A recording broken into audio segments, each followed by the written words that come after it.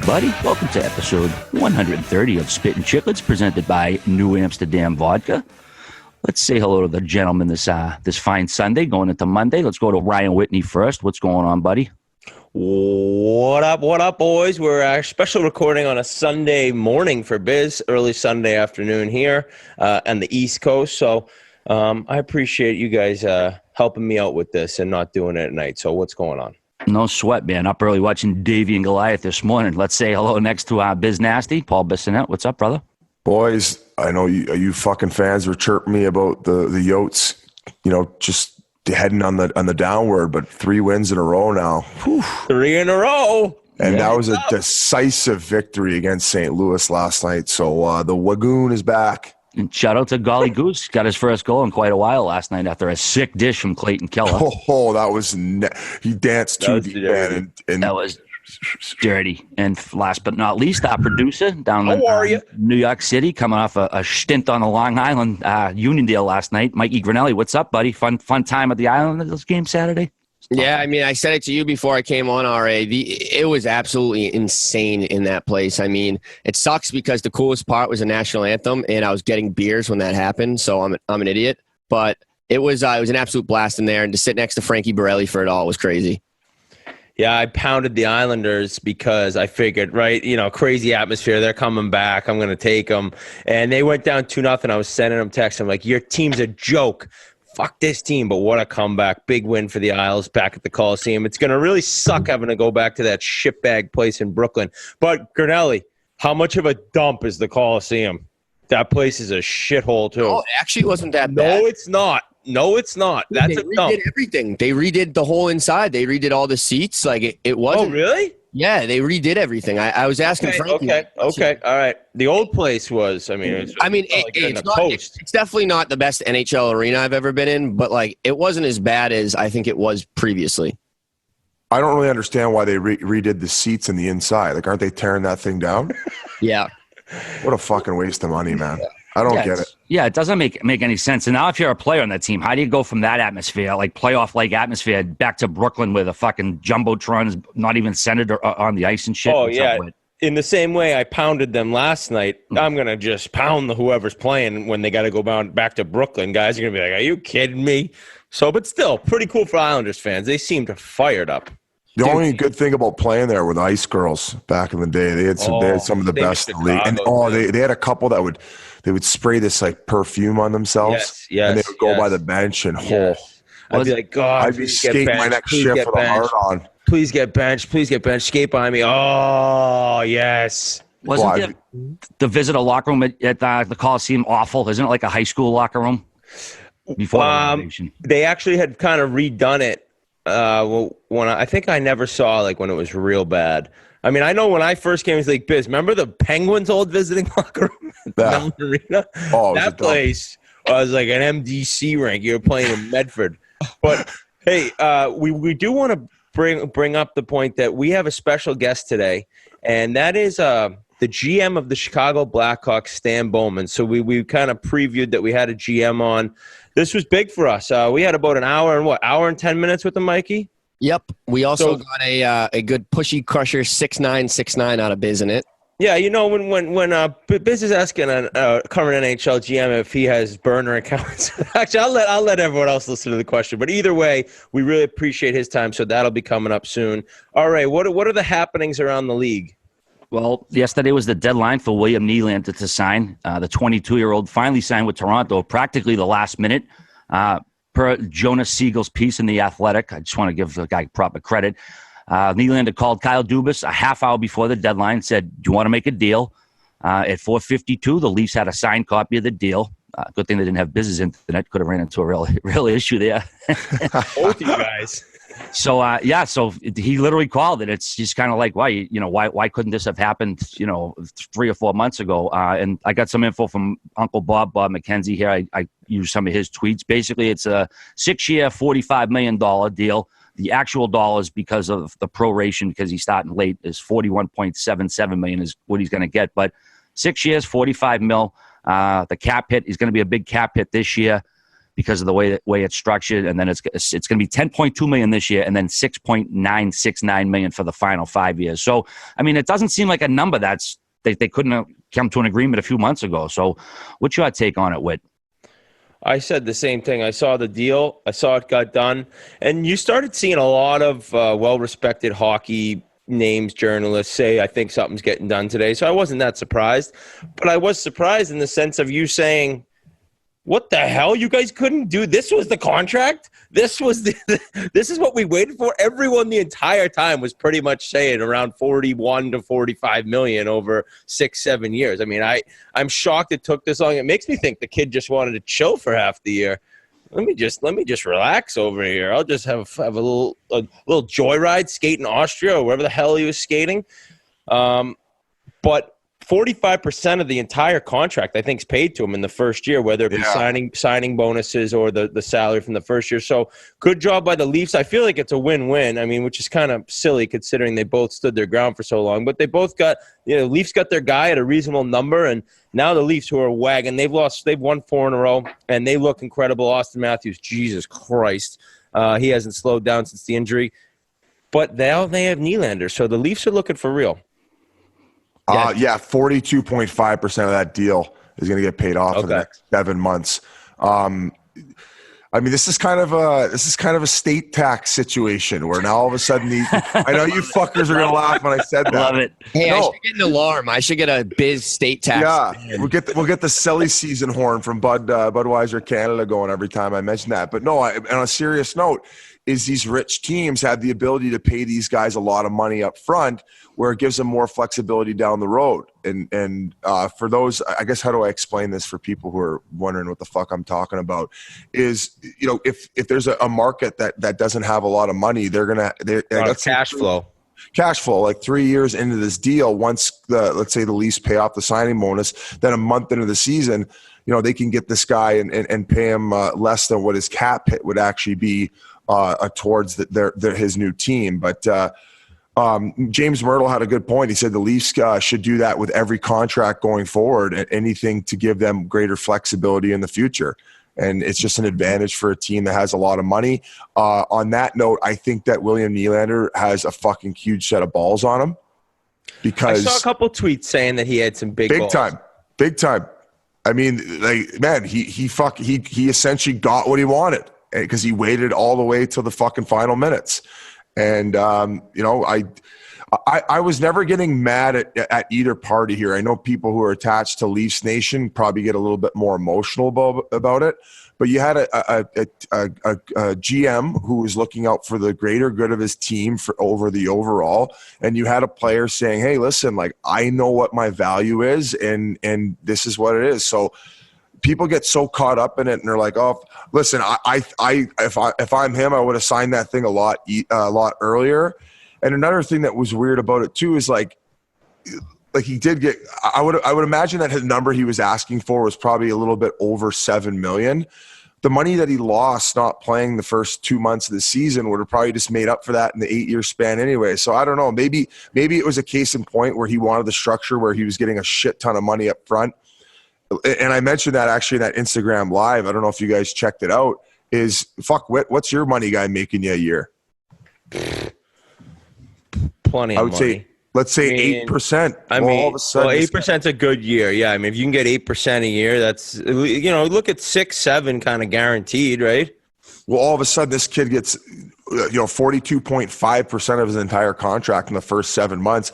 Christ, man, I could organize his money and make him a good 5% for crying out loud. So I think it worked out for both parties. The Maple Leafs are to me now the team to beat, especially considering in the West. Wow, really? Well, just because considering in the West, all the other teams, the heavy hitters just beat up on each other, and by the time they get to the finals, they're just so gassed. So, RA, how do you feel about it? Man, it's a huge addition. This is the team that's second in points in the NHL, and they're adding a player of his caliber, and they're just going to make him that much better. I think the fact he picked up the phone at 4:30 in the afternoon, it tells me ultimately he just wanted to play hockey and try to win a cup. He didn't want to get tied up. I mean, how would it benefit him sitting out a year? In no way at all. He's just going to lose prime time of his career. So I think he realized either sign now or have to wait until the summer. He really didn't have much leverage.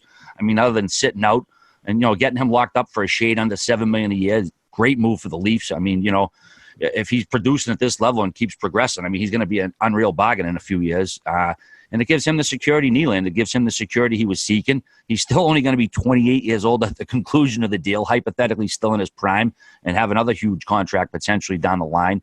What else I had? Also, two guys. Doesn't seem like it seemed like years ago teams were trending away from paying guys based on potential, but it seems like general managers are kind of going back to that. Like, okay, well, this kid looks like he's going to be good. Let's lock him up now. Where they kind of got away from that for a while, but it looks like they're returning to those ways.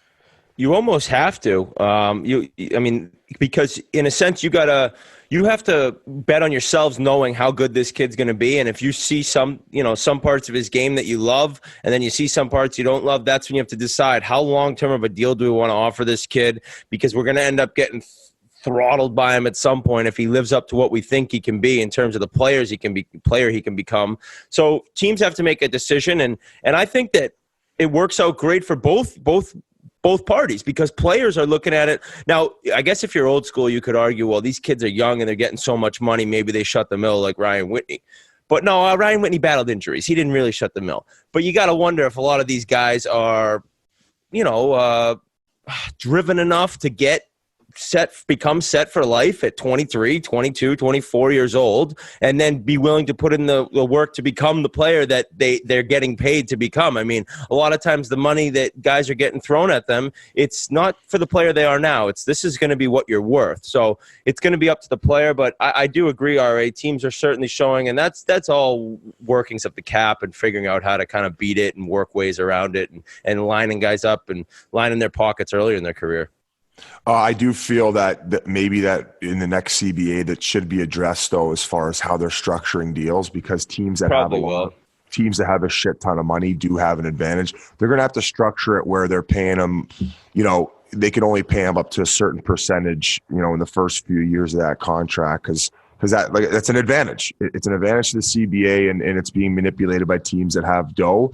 Regarding your comment, yeah. I mean, you're basically telling a stud moving forward, hey, you're not going to have any bridge deal years where you're not making significant money. We're going to get you into making significant money. You may have to sacrifice some in the long term, but to me, it's a gamble on both ends. Like, I would never get greedy about it, because I'm like, damn, like, I'm not getting a bridge deal and all of a sudden out of my entry level deal, which I'm assuming if you're getting an 8-year deal or a 6-7 year deal out of your entry level, you've probably hit a few bonuses along the way in that entry level too. So you've already made decent money.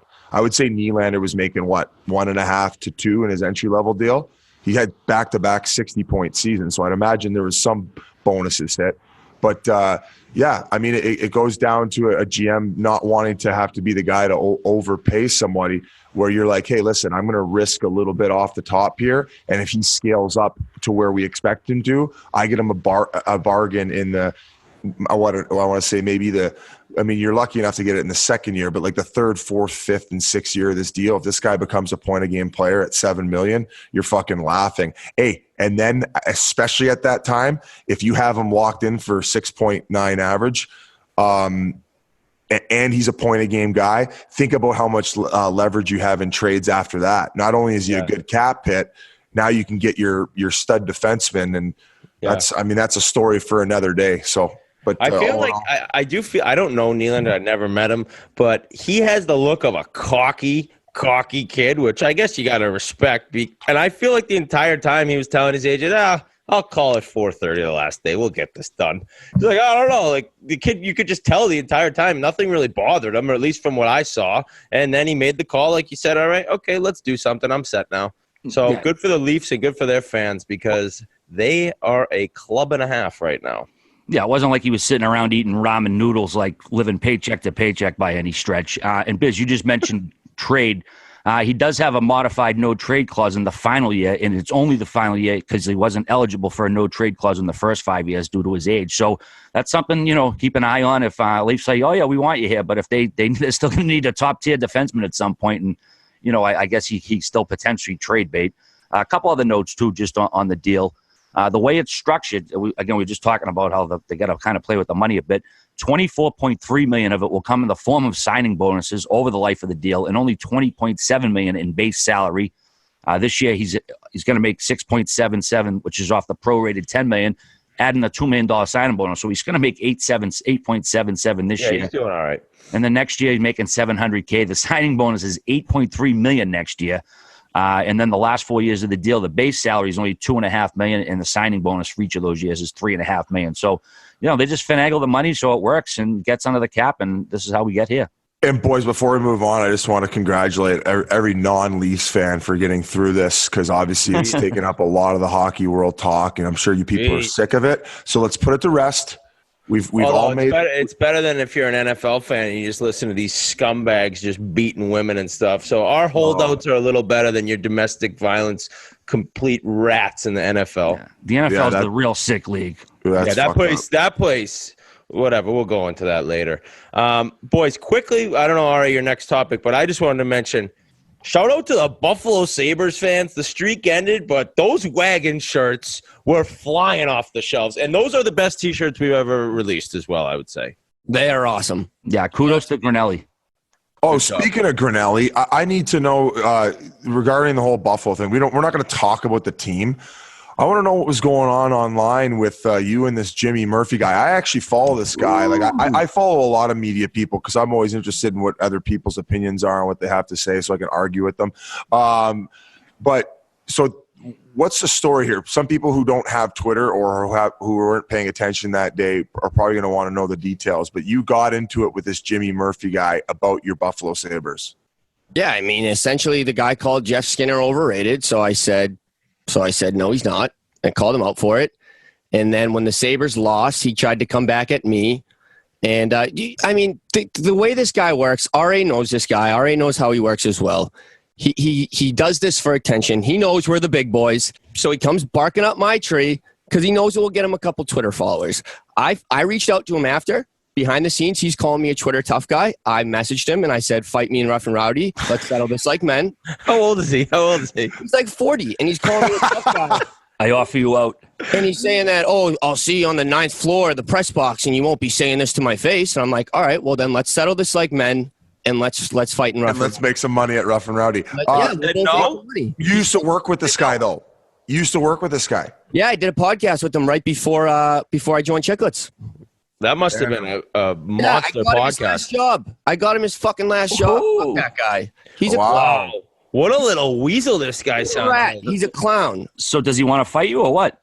No, he said no. I have had major health issues the past 2 days, and I've been in the hospital. I'm not going to deal with your little high school boy shit. Be like Rough and Rowdy's in a couple months. Yeah, I said, hey, we'll tee it up right before Whitney and Riggs, right before you guys play your golf match. Well, and it's a little crazy considering his comment was Skinner was overrated. Skinner doesn't have a big cap hit.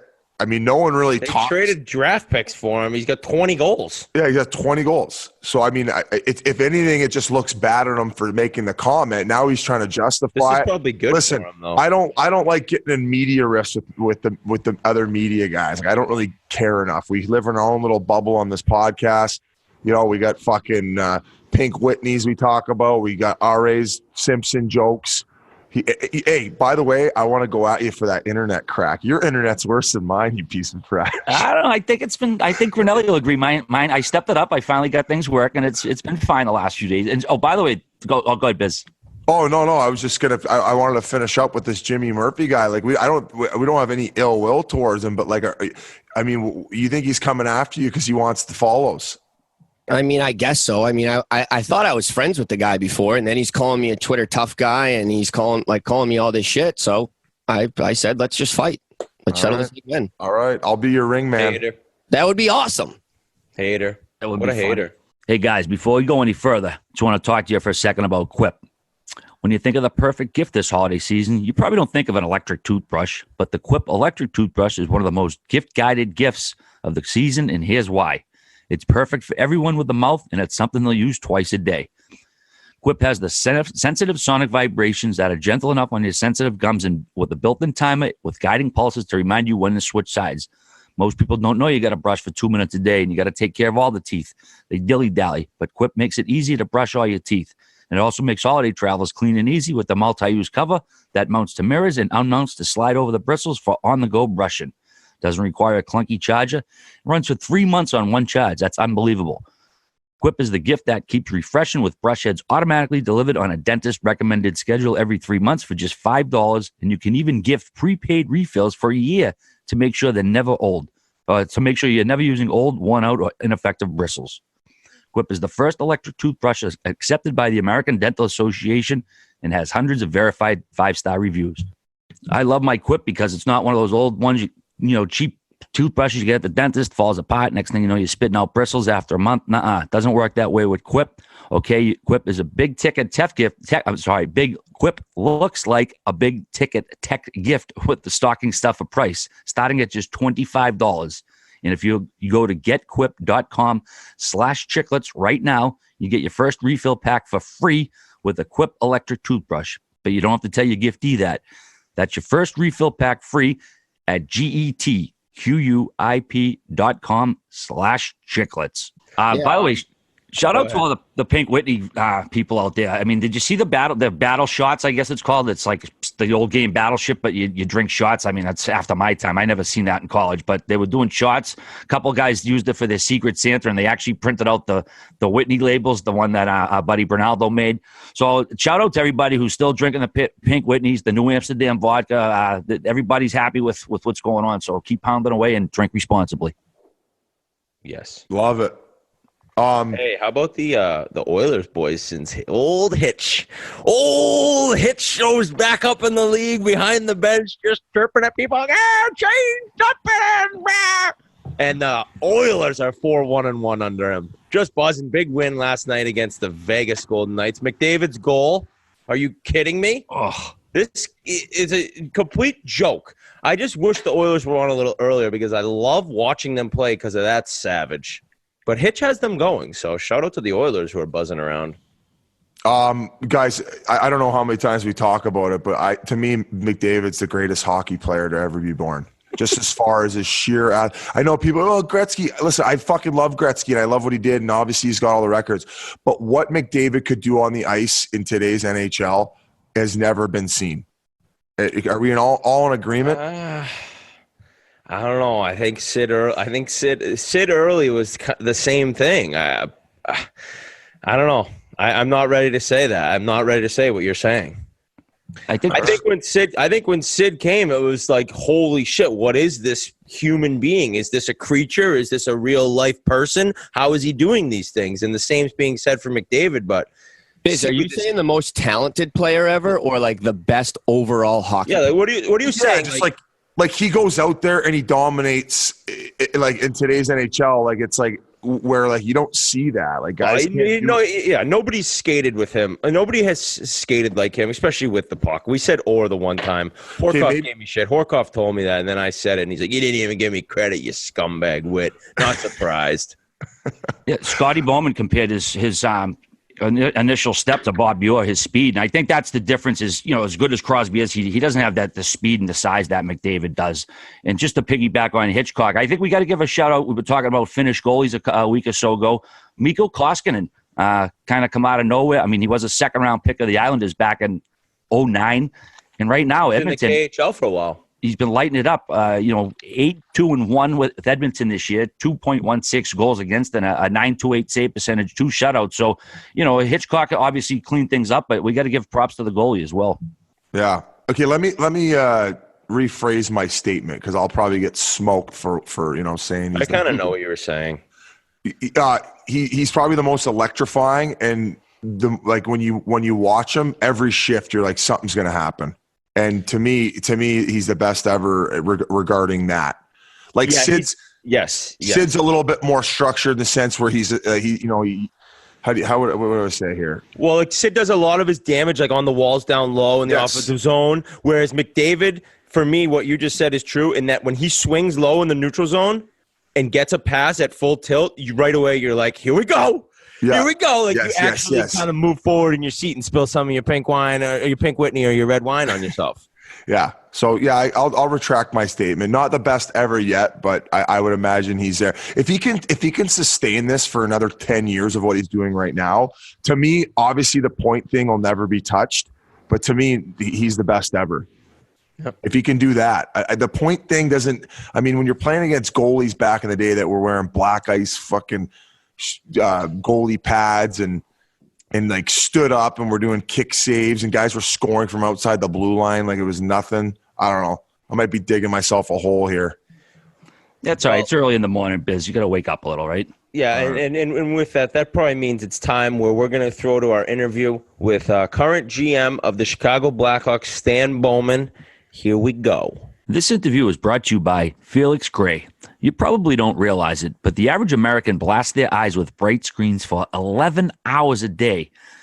Then you think about what they do all day, and it doesn't seem so crazy. Between fantasy football, Twitter, Facebook, Instagram, just your regular laptop, TVs, movies, Netflix. It's amazing how much time your eyes are on screens. It's probably not too healthy for it. That's why you want to snag a pair of Felix Gray glasses, because you're just looking at screens all day.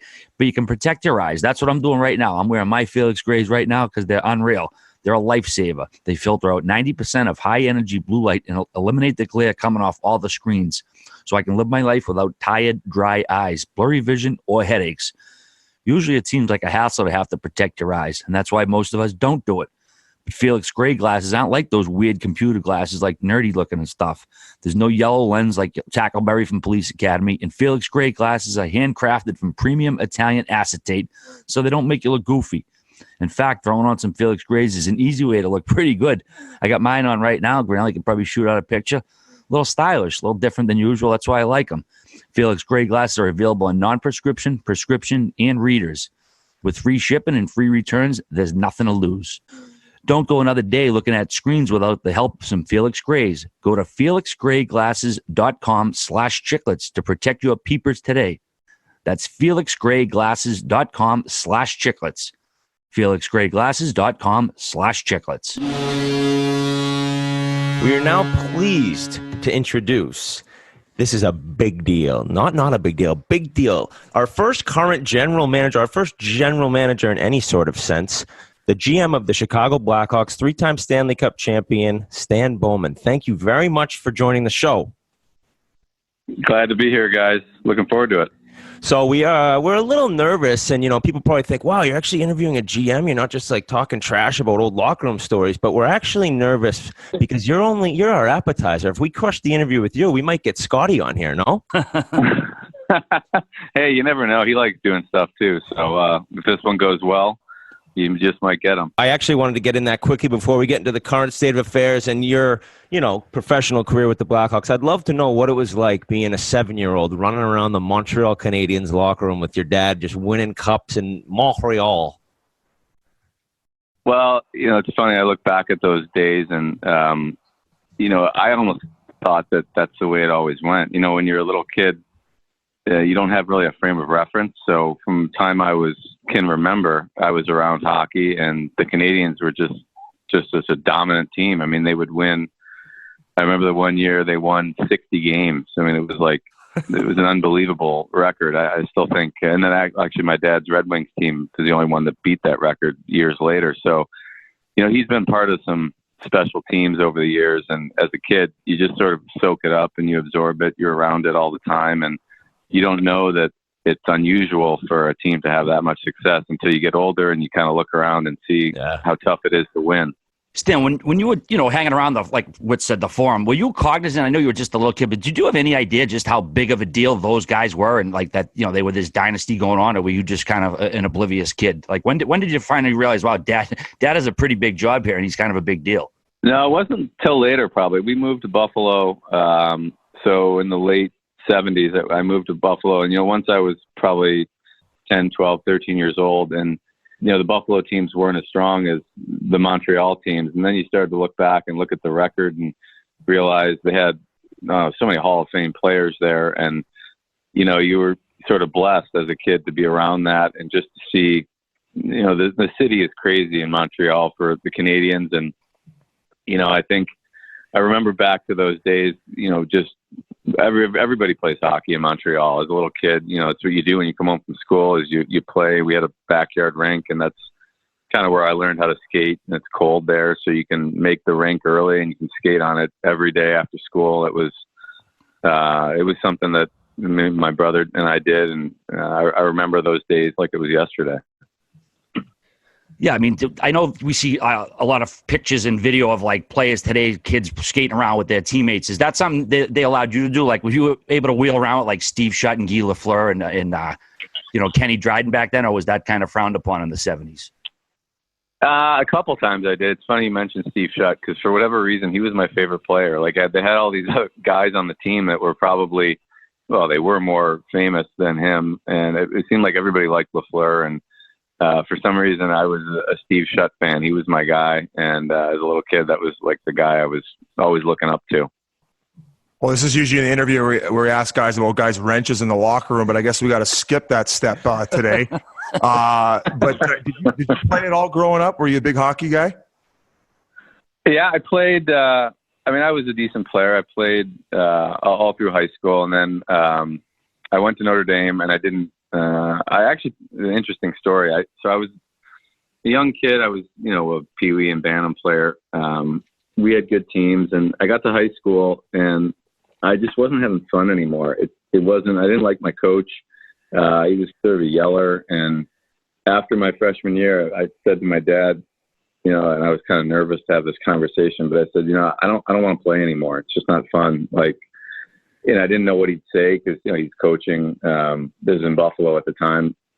I think he might have been the coach and the GM. And, to his credit, he said, well, if you're not enjoying it, then don't play. And, I was an active kid. I played baseball. My dad was our coach, and I played golf and tennis. And, it's not like I didn't do anything, but I took 2 years off. And then right before my senior year of high school, I missed it so much. I sort of regretted that I stopped playing. So I got back into it. I played well. I made like an all-star team my senior year, and I was hoping to maybe play in college, but that didn't happen. So I went to Notre Dame and played club hockey there, and I played dorm hockey, and then I joined a men's league. Like I was back in full because the passion was there. And, I even if I stuck with it, I don't think I would have been a pro player. I might have been able to play in college, but, the love of the sport kind of came back to me after I took a couple of years off. So you probably had a pretty good relationship with your old man then. I mean, obviously he was busy with all the hockey stuff and being a GM and coach, not a big deal. But were you guys conversational? Were there a lot of talks in depth?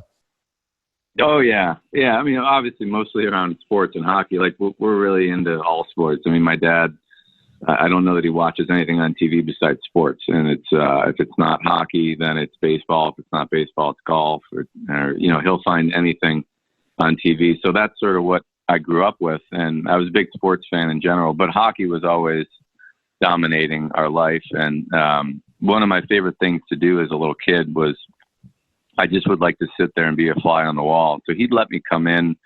He had meetings with his coaches, and back then, he did a lot of phone calls. Like there wasn't as much things. There was no internet and whatnot. So he would call his coaches daily and just talk about the game the night before, and I would just sit there for hours and listen to him. We'd just listen to him talk, and they make observations about the game, and I think you learn to watch the game differently. Like when you watch it with a coach, they notice things differently than the fans notice, right? They're noticing the details of the game, and when something good happens, you look 20 seconds earlier. Well, here's sort of what preceded that, and this is why we're doing well or we're not doing well. So, the thing I remember most as a little kid was, I think my dad, the greatest coach, the reason that I think he is because he always had a curiosity for what other people were thinking. And he always sort of took little bits and pieces from a lot of different spots. I remember being a teenage kid, and after a game, this was when he was in Detroit, actually, he would say, "What did you see last night? Like, what did you see in the game?" And I would tell him, "Here's what I think you should do." And then sure enough, sometimes like the next day they would change the lines exactly what I had suggested, and they would change some of the things. And it was because, a lot of times you're too close to it as a coach and you maybe don't see something. And he had friends. He had a friend that was like an electrician they used to talk hockey every day. And he would say a lot of crazy shit about, how you guys should try this, you guys should try that. But every now and then he'd have a good idea, and my dad would use that good idea. And I think he was never afraid to kind of tinker and try things that other people probably, I don't know if their ego would get in the way or if they would think that they have the answers. But I mean, my dad has no ego at all. It's just about, trying to get better. And I think as a result, he ended up having the career that he did. I could just picture you, though, like, Dad, you got to put Ray Shepherd up with Fedorov tomorrow night. I could sense it, and they go -5. He's like, Jesus Christ, Dan, what the fuck was that move? No, I am Ray curious. Shepherd, Yeah, that's go a ahead. name from the past. He could score. He wasn't a very good skater, but boy, he could put the puck in the net. Yeah, now he's like a +2 golfer. He's got life by the balls. But I'm curious, those years in Detroit and even the Pittsburgh titles, I mean, you're in college at Notre Dame when Pittsburgh wins one of them. Then your young 20s and Detroit's taking these cups. What are some of the celebration nights like for you? I mean, you're just the man being a 24-year-old just with your dad raising cup after cup, no? Yeah, well, there was a lot of fun back then. Like the Detroit or the Pittsburgh one, it was in Chicago. So it was my freshman year at Notre Dame. I just finished the semester and I lucked out there because it's about 90 miles from Notre Dame to Chicago. So I came over and I got to be there when they won it. And like all my siblings, they were so jealous they couldn't go to that game because they were in school elsewhere. So I got to be on the ice with them and down in the locker room and the old Chicago Stadium. It was I just remember Jaromir Jagr spraying champagne in their face, and it was. That was sort of my introduction to the celebrations. And then obviously they had the two later in the 90s there, 96, 97, and then 97, 98 with the Wings, and then again in 02. So it was there was some fun nights for sure. I do remember that. I do remember the one time, it was in 2002. We had been partying after we won the cup. I was with my wife. And she was pregnant with my son, who's now 16. So she was the only sober one of the group. So we got pulled over on the way home, and the cop comes up and looks and sees all these people that are essentially passed out in the car. But my wife was stone sober, and then the guy asked her, like, well, what's going on? We had like 4 or 5 people in the car, and they were all just sort of out of it. And she said, well, we're coming from the Red Wings celebration. My husband's dad is a coach, and I didn't have a drink because she was about, I think, 6 months pregnant at the time. So obviously we got off scot-free from that one, and they gave us a high five for winning the cup. So that was one memory from that cup that kind of sticks out. And now you're calling these guys about trades like Shanny and Yzerman. Is that a little weird, or is it just like a lot easier to like call them up and be like, hey, bud, like, proposal, or just shoot the shit? No, I mean, obviously it helps. I knew those guys. I mean, when I remember I went on a road trip one time when I was in, it was like a spring break trip, and I was in college, and I went with the Wings out west, and I was the same age as Chris Draper, I think. And I remember, I was sort of this nervous guy on the bus, and they kind of put me up to it. They said, go ahead and sit in that seat right there. That's where you're supposed to sit. So I sat there. It turns out that was my dad's seat. He comes on the bus and he said, what are you doing? And I said, well, that's where they told me to sit. So like they would kind of play like lighthearted jokes on me that way. I wouldn't say I had a real in-depth relationship with them, but over the years, I saw them enough that at the parties for sure, but also just being around the team that, I have a good relationship with those guys. And Chris Draper, I know he's a coach now. His son's same age as my son. We play against each other a lot. So I see Chris in the rinks quite a bit. So, you have relationships, and it doesn't hurt, I think, but when business comes into play, the friendships don't really matter. Stan, when was it you decided you wanted to be a team executive? You said you kind of played club hockey in college. You realized the NHL wasn't going to happen. So, when did you say, hey, man, I want to make hockey, part of my life, make a career out of it? How did that start, and what was your first job as a team exec? Well, it actually goes back to that story I told a minute ago. After the victory when the Penguins beat the Blackhawks, my mom and I, the next day, we drove back to Notre Dame to pack up my stuff. And I was on that ride home when we just started talking about how my first year was going and if I was, what I was studying. And I said, I'd love to work in hockey one day, and I'd love to work with Dad. And she said, oh, that was the first time I'd ever really sort of verbalized it. And she said, oh, like, you want to be a coach? And I said, no, I don't have that. Like, that's not my skill set. I can't see myself being a coach. Like, it's just, that wouldn't work for me. And I don't know if it was because my dad was such a successful coach and I didn't want to follow in his footsteps, or just, I didn't have that skill set. So I told her that someday it would be really cool if I could work in the NHL in management and work with Dad. And then, so that would have been 1992. So, I graduated in 95. And after that, I went and I kind of wanted to do my own thing right out of school. So I got a job. I was working in the business field, Arthur Anderson. Before they got in all their trouble with Enron, it was my first job. So I worked there for like 3 years in sort of in a consulting role, computer consulting. That was what my degree was in. I studied finance and computers. So, I enjoyed it. It was actually a fun job right out of college. It was almost like an extension of college. Like we had a big group of kids that started. It was, you don't do a whole lot. You're starting out as a consultant. There's a lot of downtime. So it was almost like you were continuing on your college days. So we had a lot of fun.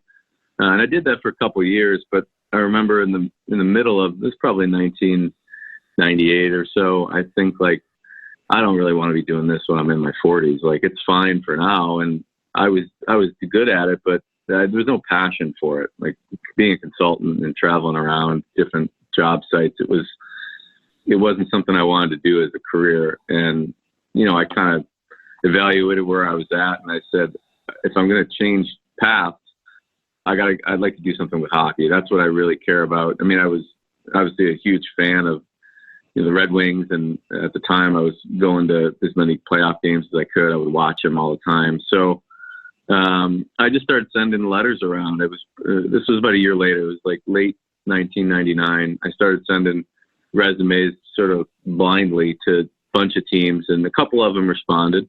And the Blackhawks, which is where I was living in Chicago at the time, they had made some changes. They were going through sort of a front office changeover, and Mike Smith called me in and said, hey, I got your note. Why don't you come in and we'll talk? So I didn't know Mike, like my dad didn't know Mike. And I didn't really want to go somewhere where my dad just got me a job. Like I didn't want to go work for the Red Wings, and it just, I wanted to do something for myself. So Mike brought me in and talked about different things. Actually, we ended up talking my wife had started a pet sitting business in Chicago, like dog walking and cat sitting. And so when I showed up at the interview, all Mike wanted to talk about was walking dogs, because he was a big pet lover. And he was telling me how he had his favorite job ever was one summer when he went and took care of someone's dog on Martha's Vineyard. And he said, so he spent like 40 minutes talking about pets and dogs and how great it is to be an animal lover. And at the end of it, he's like, all right, well, I think we'll find something for you. If you want to just come in, we'll make you like special projects, and we can start next week. So I remember I left there and I'm thinking, like, yeah, I don't know what I'm doing. But I didn't, at that point, I didn't care. I just wanted to start. So I started, and I was doing more financial stuff to start, like budgeting, statistical work, like skills that I had from the business world that, I had hockey knowledge, but I didn't have any practical working hockey knowledge. So I started, and this was before there was any kind of, databases so I created some, very rudimentary programs to track things. And, back then, this is 2000, I started with the Hawks. It was a small operation. Like now I look at our front office, we're so much more advanced than it was then. But, so a couple of years, I kind of worked my way up, and then at one point, Mike Smith got let go. And so did Nick Beverly and Marshall Johnston and Joe Yannetti. They let go of like 5 guys, and they didn't hire anybody new. They moved Dale Talon from the broadcast booth over into like the assistant GM. And then Dale and I knew each other. Dale's a big golfer, and I am as well, and we were pretty good friends. So Dale came to me and said, "Look, I need your help with some of this CBA stuff. Like, I can help you." Well, actually, Dale had gone from the broadcast booth to do some scouting, so he was doing some scouting, and then he said, "I can help you with the scouting stuff. You got to help me with some of this other stuff as far as the CBA." And so, I ended up doing like probably 3 or 4 guys' jobs. And at the time, I wasn't really qualified to be doing what I was doing. But, our team was struggling. There wasn't a spotlight on Chicago back then that there is now. I mean, so I was out in the field. I was negotiating contracts. I was doing the day-to-day logistics of transactions and stuff. And Dale was training to be a GM under Bob Pulford. And I was sort of training under Dale to learn how to be in the front office. So I got a lot of opportunity at a young age to kind of spread my wings. And, when the spotlight wasn't on us. So, we didn't have a great group there, but we were building, and, slowly things started to turn. We got, some really talented young players, and obviously then, things took a turn, and we had that great run. Stan, when you said you wanted to be involved in hockey, did you eventually seeing yourself as a GM? And this is going to be a two-parter. Do you feel like all those conversations with your old man, were you absorbing a lot of the knowledge as to why he was making certain moves? Like, were you asking questions constantly as to why he was doing things? Yeah, answer to both questions is yeah. I mean, for me, I wanted to be in the management side. I knew I didn't have that skill set to be a coach. Now, if you think back to, this is the 90s, right? The coaching, the personality of the coaches is much different than now. I mean, my dad was a pretty fiery guy, and he had a lot of intensity, and he was more of a, and back then, I mean, you guys played for coaches like this, I'm sure, I think now the modern coach from 2018, those coaches weren't around back then. And I just looked around and I said that this isn't me. I'm not this personality like that. If I'm going to be in hockey, I'm going to have to be more in the management or the GM side because, I was more analytical and I kind of evaluate things. I'm not an emotional guy that way. I don't, and I just didn't think I would be a good coach, but I thought about the skill set you need to have. And yeah, I did remember back to all those things my dad said over the years. And it was almost like, being, tutoring under the greatest hockey mind ever. And, I look back at those days, not only as a little kid, but even, as a teenager and into my 20s. And, I just learned so much from him. And, it's serving me well even to this day. Hey, Stan, before we get to one more question, I just want to talk to the guys out there about Tommy John. It's the holiday season. Everybody's going to be buying gifts for everybody. I want to give you a few tips. Take care of your loved ones or your friends with some Tommy John underwear, all right? It's the most comfortable underwear on the planet. It keeps men's package neat and nestled, and women, you get a panty line and wedgie free. Both the men's and women's underwear sport a no wedgie guarantee.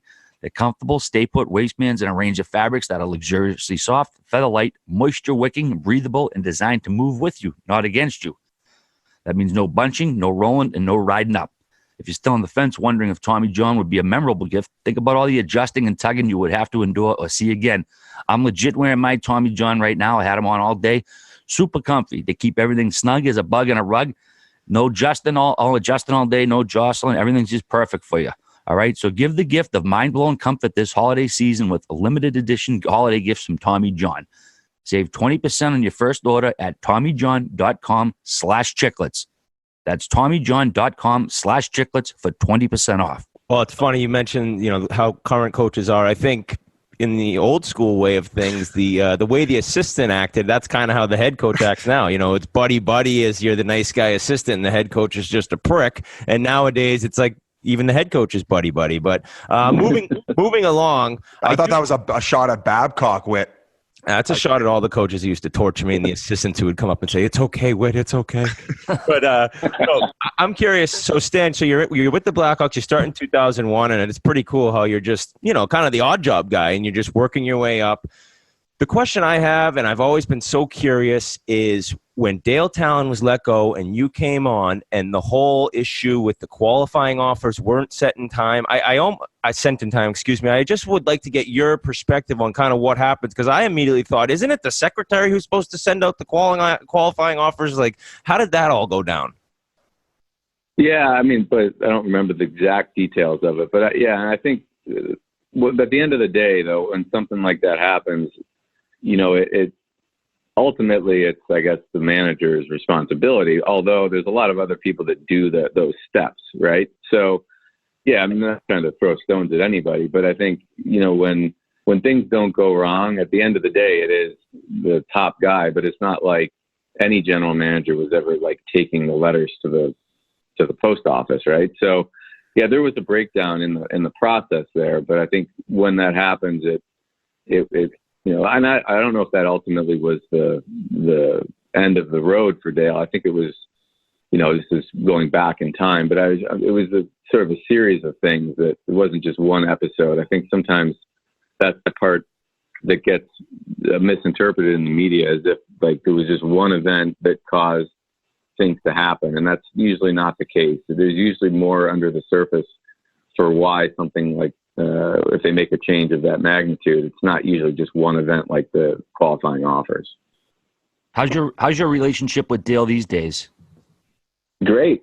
Yeah, I mean, Dale and I maintained a really good relationship throughout. I just talked to him the other day, as a matter of yesterday, actually, and we have, like I said, we were good friends for a while. Like, both like to golf a lot, and he would kick my ass every time we would go play. He's like he's a stick, I heard. Oh, he's unbelievable. I mean, even to this day, I don't know how old he is, but he can still beat me, and he's a really, he could have been a professional golfer. I think he was that good as a kid, and he kind of stuck with it. But no, so Dale and I have remained good friends throughout the whole process. Did you feel like the media might have kind of spun it to where there's like a rivalry there, or? Probably so. I think, but there never was. I mean, you could just ask Dale the same thing. I'm sure he would say that that's not the case. There never was that, because I think, we helped each other quite a bit. Like I said, he learned, some of the specifics and the skills that I had, and then I learned a lot. I mean, Dale's a fantastic scout. I mean, he's a great hockey mind.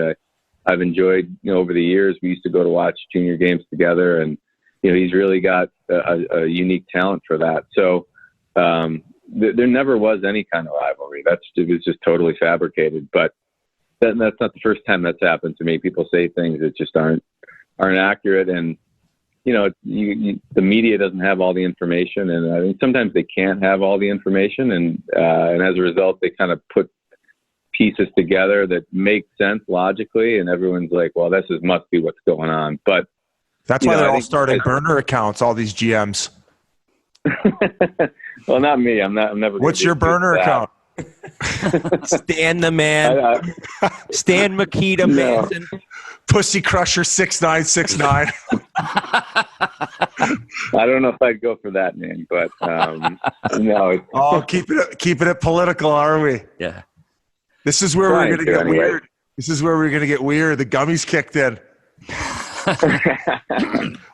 Whit took a bam when you jumped on, so things are going to get really. Because I'm such a pro, I love it. Stan, keeping on the topic on Chicago, we were told you were Pat Kane's landlord when he first broke in, or I guess a billet almost. Is that accurate? Yeah. So it must have been pretty wild, huh?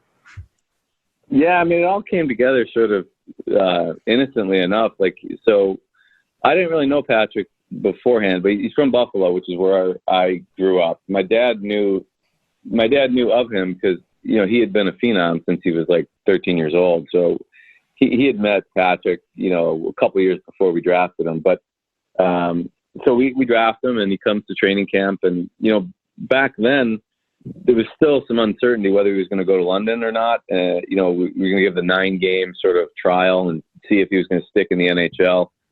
So he had been in the hotel since early September, and the season started. He made the team, obviously, and so it's mid-October by this point. And I just invited him over to my house for dinner one night because I kind of felt bad. He was we didn't have a lot of young guys. It was really Taves and Kane, and then it was we had a more veteran team at that time.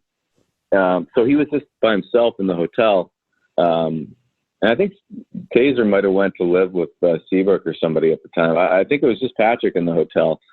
So I invited him over because I just kind of felt bad that he was this kid by himself in the hotel for 6 weeks. So he came over, and, I had my boys were like 2 and 5 years old or something like that, really, really young. And Patrick's got such a good, he's almost like a kid himself, right? He was great with them. He would kind of put up with them playing hockey in the basement and stuff while he was there that night. And then, after that, I was talking to my wife, and we just said, I kind of feel bad that he's going back to live in a hotel. We decided, obviously, we're going to keep him in Chicago for the season. He was having a great start. He was Rookie of the Month that first month in October, and he was playing really well. And I just said, hey, do you want to stay? And he said, yeah, sure. Well, why not? So it wasn't like we planned it out. So he moved in, and it kind of started the relationship between us. And,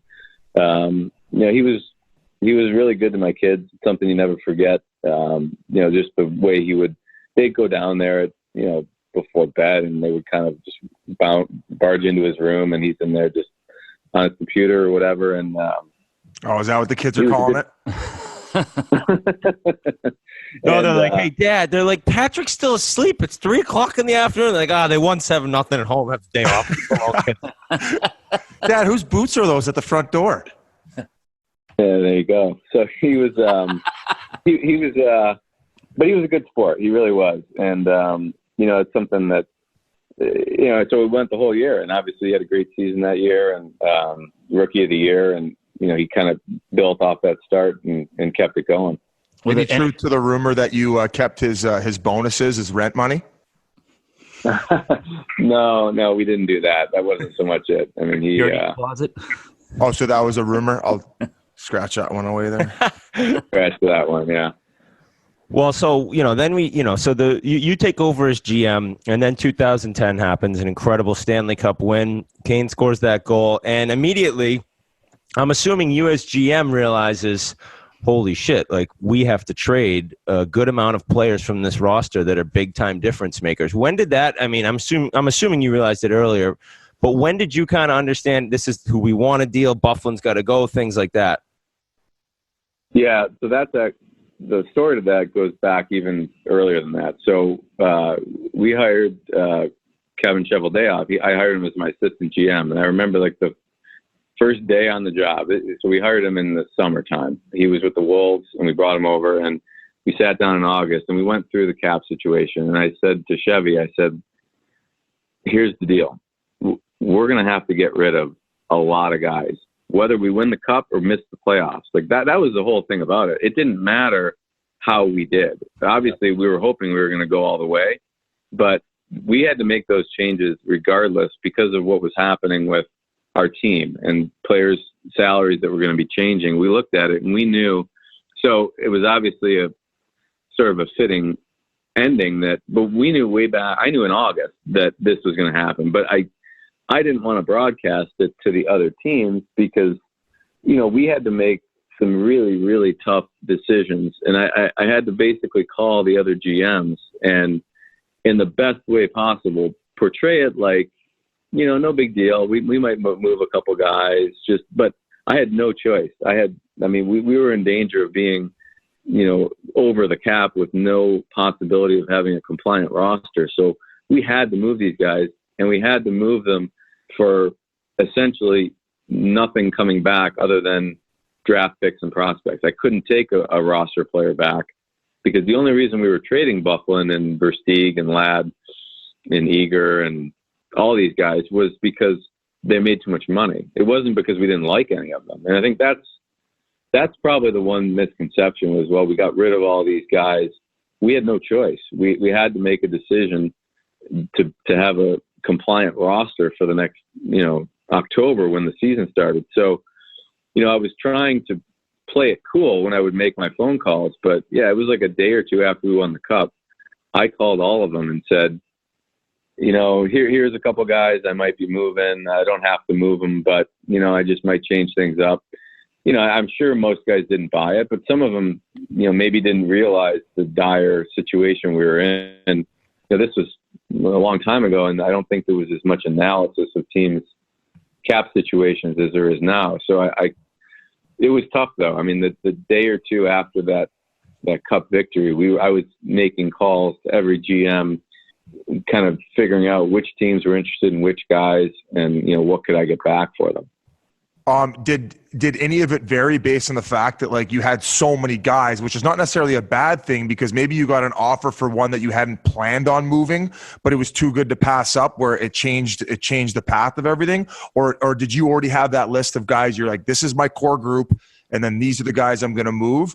Or I guess I'll let you take over. I think we had to make some hard decisions and decide who we were going to keep and who we were going to trade. And part of it was also which guys had the most interest around the league. So I don't think, I'm trying to remember back now, I don't think there was one guy that I was planning on keeping and suddenly I got such a good offer I traded him. It was more, we just tried to make the best deal we possibly could and get some futures. But it was those are hard trades to make when you're talking to another GM and you're trying to play it cool. Like, you don't have to move anybody, but you might move, Andrew Ladd or Bufflin. And they, I don't know if they believe you totally or not, but I think that's the challenge, is trying to get any kind of value when you essentially have no bargaining or no leverage. No, speaking of trades, June 23rd, 2017, a pretty significant date in Blackhawks history as far as trading. Nicholas Chalmers was sent to Arizona for Connor Murphy and organizational death. Chalmers was a known commodity, well-liked teammate, still had a couple of years left at a cheap price, $4.1 million, only a little bit more than Murphy. What was the reasoning behind that move to get rid of such a well-liked, basically a rock-on defense, to bring in another guy in, with only a savings of a couple $100,000? What was the thinking there? Yeah, I think it was those are hard trades to make. And I think, obviously there's been a lot of talk about that trade and the Panarin trade. And what the challenge for us is looking forward as opposed to trying to hang on to the past.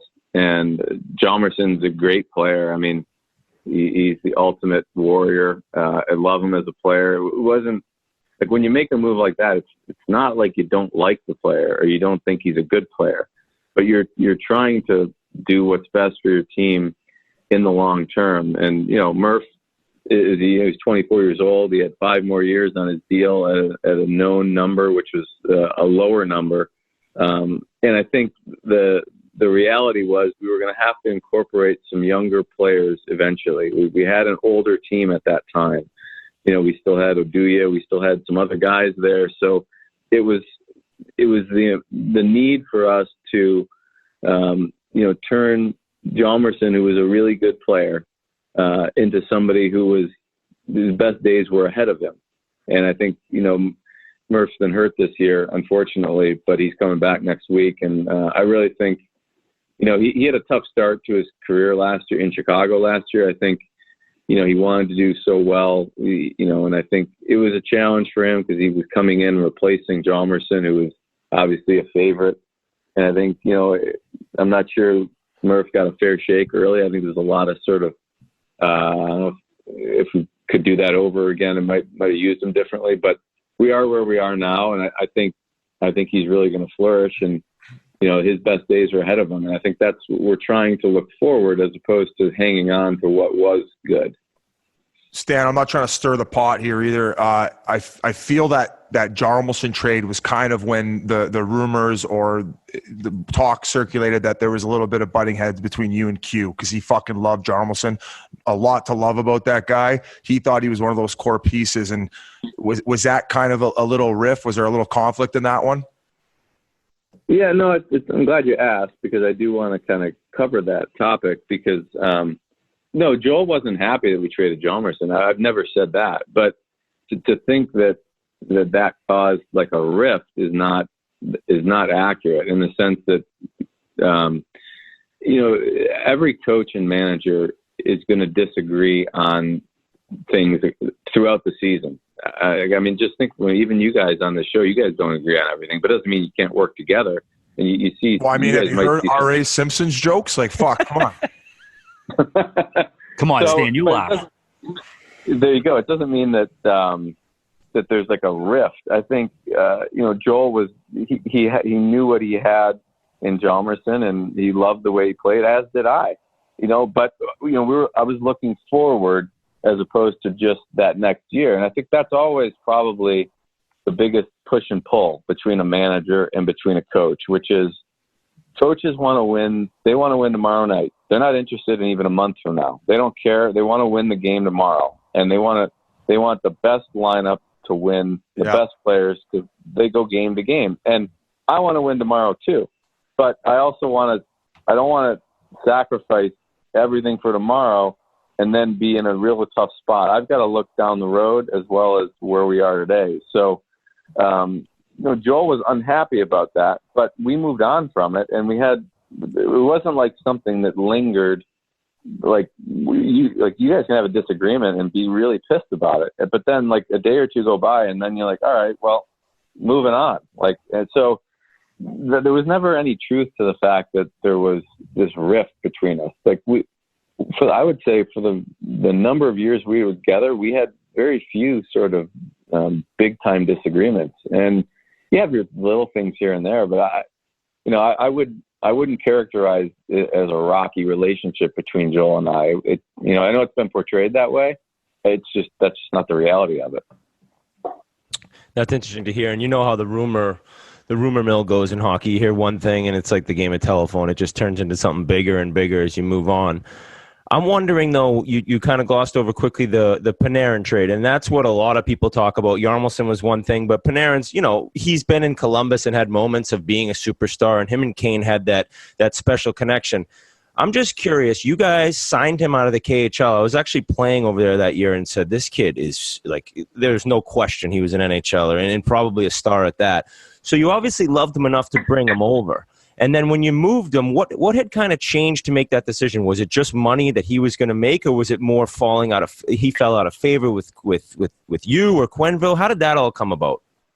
No, like that. I'm glad you asked that one, Ryan, because once again, a little bit of misunderstanding there. I think when a player is traded, it doesn't mean that there is necessarily anything negative. Like we just made a trade the other day too.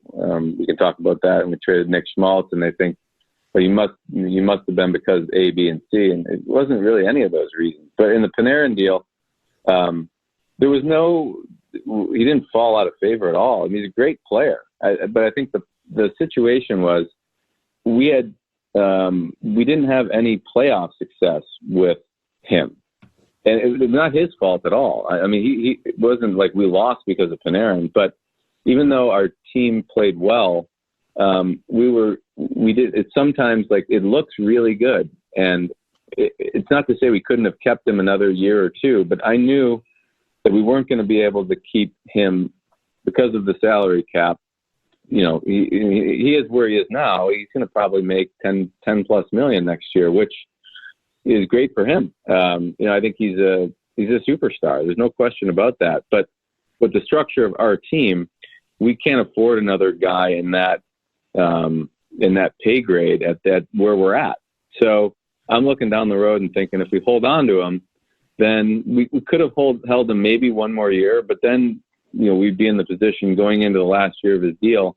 I felt we were going to be able to get a player in Saad who's a different player. Understandably, he's not as electrifying, but he's a really good player, and we did have a lot of success with him. Now, it wasn't all because of Brandon, but I think sometimes your team performs better, when you have a different makeup. It's not always about just who you get a couple 100-point guys and off you go. That's actually usually not the recipe for the teams that win the Stanley Cup. And we want to get back to that point. We understand what it feels like to have that ultimate success, and our goal is to get to the Stanley Cup again and win. And you look back at those teams, we had. We didn't really have, even Taves and Kane, they didn't have, 90, 100-point seasons when we won the Cup. we did it through a different way. And that's not the only way to do it. But I just think looking at the likelihood that we were going to be able to keep Panarin beyond this season, I didn't see that as a likely option. So there was no disappointment. He's a great player. He's so fun to watch. He did have great chemistry with Patrick. But it's not always about just one thing. We're trying to build a team that can win. And you guys have been on teams as well. You understand that sometimes it doesn't always work with just trying to get one or two guys that score all the points. You're trying to get a team that can be tough to play against by having, a lot of different ways to win. So, along with other things going on with the Blackhawks, the biggest story this year has been the firing of Quenneville. And I'm curious, I know people ask, what was it like to let a guy go? And obviously it's brutal, but I'm wondering in the room, two guys who've been together, been with each other for 3 Stanley Cups, a dynasty over 10 years. What was his reaction? I mean, I don't know if you're willing to say, but how difficult was it when you're actually sitting there man to man and tell him, like, this is it? It was really hard. It was probably the hardest conversation I've had to have. And, I would obviously prepare for what you're going to say, how you're going to say. And it was an emotional time. I mean, we had a lot of incredible moments together, and I have a lot of appreciation for the job that Joel did. I mean, there's no way we win those cups without Joel. I mean, but by no means do I try to minimize his contribution. He was a huge part of it. And I think that's what made it hard. I mean, it was emotional on both our sides. And I think, there's disappointment that I think it was fair to characterize. I mean, he was disappointed, but I think there's also, an understanding that this is part of the business that we're in, which is, it's unusual for it to be the run that we did have. I mean, I think I'm not sure if that's going to happen again, really. I mean, I think the sport has changed. The game has changed in the last 10 years. To think that there's going to be a group together, for that long to have that much success, it's possible it could, but I think it's going to be really unusual. So the fact that it even lasted that long is a testament to, the fact that we did work well together, and he was an incredible coach. But, you look at where we're headed, and, I made the decision that we needed something different from what we had for a long time. And that doesn't minimize or diminish Joel's value as a coach. It just means for where we're at right now and where we're heading, I didn't think we were going to get there continuing on the same path. Dan, I know sometimes, if a GM is feeling heat, he might be trying to save his own ass or whatever, he might make a move like that, firing the coach. But what was the reason or reasons you actually did fire Joe? What did you tell him the reason you fired him for, or reasons? Well, no, I mean, I think as far as trying to save yourself, like, people ask me that about my job security, and I always say, like, I'm going to keep working until they tell me they don't want me here anymore. And that's the only way I know how to do it. So I'm not doing anything, I don't do things quickly. Like, I don't just jump to conclusions on trades or on coaching changes or anything. Like, that's not my style. So anything I do now is in the long-term interest. And I think we're looking at our team and looking at what we need. We're not the same team that we were a couple years ago. If we have a different group of players, we have a lot of younger, a lot of inexperienced players and I just think the way that the game is trending right now, we need someone with a different skill set to try to tap into and bring more out of this group. And, for that reason, ultimately, that's how we ended up where we are today. And having Jeremy as our new coach, he's much different than Joel. The way he approaches the game, the things that he stresses versus the things that Joel stressed. His style is different, and I think it's not easy changing in midstream. Like, you don't have a lot of time to try to incorporate some things you want to change, and guys that have been here for a while, it's not easy to change. They've essentially played one way, and their habits are pretty ingrained in playing one way for a long, long time. So to suddenly flip the switch and say, okay, we're going to do something different now, here's how we want to play with limited practices, I think that's sort of what we're seeing right now. We're a little bit caught in both worlds with some of our veterans, and we need to make some progress there, and our team isn't performing the way we need it to.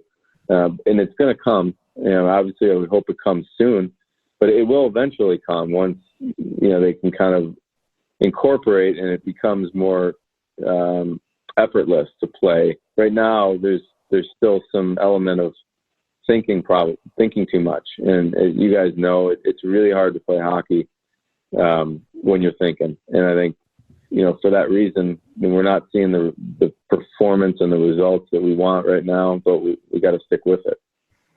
It's been a few weeks since the coaching change. I know a lot of times when a team, turfs are coached, the new guy comes in, the team kind of has a renewed effort. They're kind of trying to impress the new guy.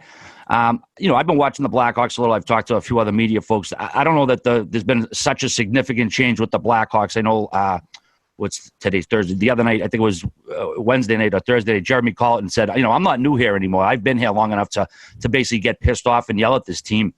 But, has there been much of a change in the way the team plays if this guy's, getting pissed off at the team already? Well, I think that the frustration is not so much like other than one game, which the other night we played Vegas at home, I thought the effort that night was poor. But if you look at the other games we played, 11 games, I think. So in 10 of the 11, we've really competed hard, and the effort level hasn't been an issue in 10 of the 11 games. The issue has been some of the fundamental, simplistic things that we've tried to implement, and it's been 10, 11 games, and they're making similar mistakes. But a lot of it is things we're asking them to do differently than before. And I think he's frustrated that, like, guys, this isn't rocket science. Like, you've played hockey a long time. I'm asking you to do some different things, but let's go. Like, let's figure it out here. It's not that complicated. And I think that was his frustration the other night, was just, we scored 5 goals in Winnipeg, and we lose 6-5. Like, you shouldn't lose when you score 5 goals. But, we're making some simplistic errors, and that's costing us. So the effort level, I can't question that. They're into it. It's just we're shooting ourselves in the foot, and we've got to tighten that up if we want to have better results. And Stan, another trade between the Arizona Coyotes and Chicago Blackhawks. Like, holy shit, dude! You must love all the guys in Arizona, eh? I know. Everyone asks me if John and Chika and I have some special history together, and I really don't. I mean, I met him when he took over the job, but it's not like we're long lost friends. There's no specific reason. It's really more random or circumstantial. They just, they have a lot of players. They've drafted a lot of players in the last 6-7 years. They've had a lot of pretty high picks. So, they can't all fit there. And I think they've had a desire to move some guys around. And as a result, for us, like, there's some teams that aren't good trading partners because they've been in a similar trajectory as Chicago the last couple of years, right? And Arizona is in a different, mindset. So I think we're good trading partners from that perspective. Like, it's not like we won't trade with the Red Wings, but they, for a while there, we were sort of chasing it at the same time. So they weren't good trade partners, but I think it's sort of random. But yeah, we have had a lot of deals with them in the last couple of seasons. Well, Nick Schmaltz was the guy who, did get traded, and you look at his effort in some games, it looks like he's going to be a superstar, and there's some games you just really don't notice him. I think there is inconsistency. I'm curious to kind of your response. I read a quote by him I brought up last week on the podcast that said, "It feels pretty good knowing you're in a good organization that wants you to be here, that wants you to succeed." I mean, to me, that makes it sound like I didn't feel that was the case in Chicago. What do you think about that quote? Yeah, I'm not sure what Nick's talking about there. I mean, I agree that you could read into that and take it that way. I mean, we certainly wanted him to do well. We traded up to get him in the draft. Like, we really were high on him, and he had a pretty good opportunity. He played with Kaner a lot, so I don't know. Maybe he didn't feel that we wanted him, but I don't want to speak for him. I mean, he said what he said. And all I can say is, from our perspective, we wanted him to do well, and it wasn't really that we were disappointed in him. Like I said, that's maybe the narrative out there that's not accurate. Like, it wasn't that, boy, we got to get rid of Nick Schmaltz. It was more, we're trying to build up our depth at forward, and we've got a lot of really high end defensemen on the way in the next year or two. We don't have as many forwards, so like, how are you going to get two good, promising players? You're not going to get them by just giving them a 5th round draft pick. Like, you got to give something up to get two guys. And we have, I really believe that both Perlini and Strome are going to fit in here as we go forward in the next couple of years and help us in a way. And not that Nick couldn't have helped us, but, we're at a point in our organization where getting the two guys, I just felt was a really good opportunity. So it wasn't so much disappointment in Nick. It was more, how are we going to pull that off? And Nick was a player that Arizona's called us about quite a bit, and we were never interested in moving him. But I think you got to reassess your team all the time. Like, they called last year a couple times, and it didn't fit for us at that time. I wasn't looking to move him. But now I look at, we don't have as much strength in our young forwards, and I think that the way we can improve our team with bringing in two young guys, how are you going to accomplish it? Well, that's what it took. Stan, can I ask you about Stromer? Like what do you see him being? And it's probably a little bit difficult because you had the end of last season to get a sample size of him, and then this year, just based off their center situation, he hasn't really been getting those reps on the first two lines. So it's like, it's hard. You didn't really get those matchups. Like, where do you think he can top off? Yeah, I think we're expecting him to slide in as their number 2 center behind Jonathan, and I think. That's part of the situation. They have a lot of centers there. I mean, I know Dvorak's hurt, but even when he comes back, they got a lot of guys in the middle. So, look, I think for us, we don't have that depth in the middle with younger players that they do. So as a result, I love his skill set. I love his creativity, his passing, his offensive instincts. I think a lot of people make his skating out to be the issue and his pace of play.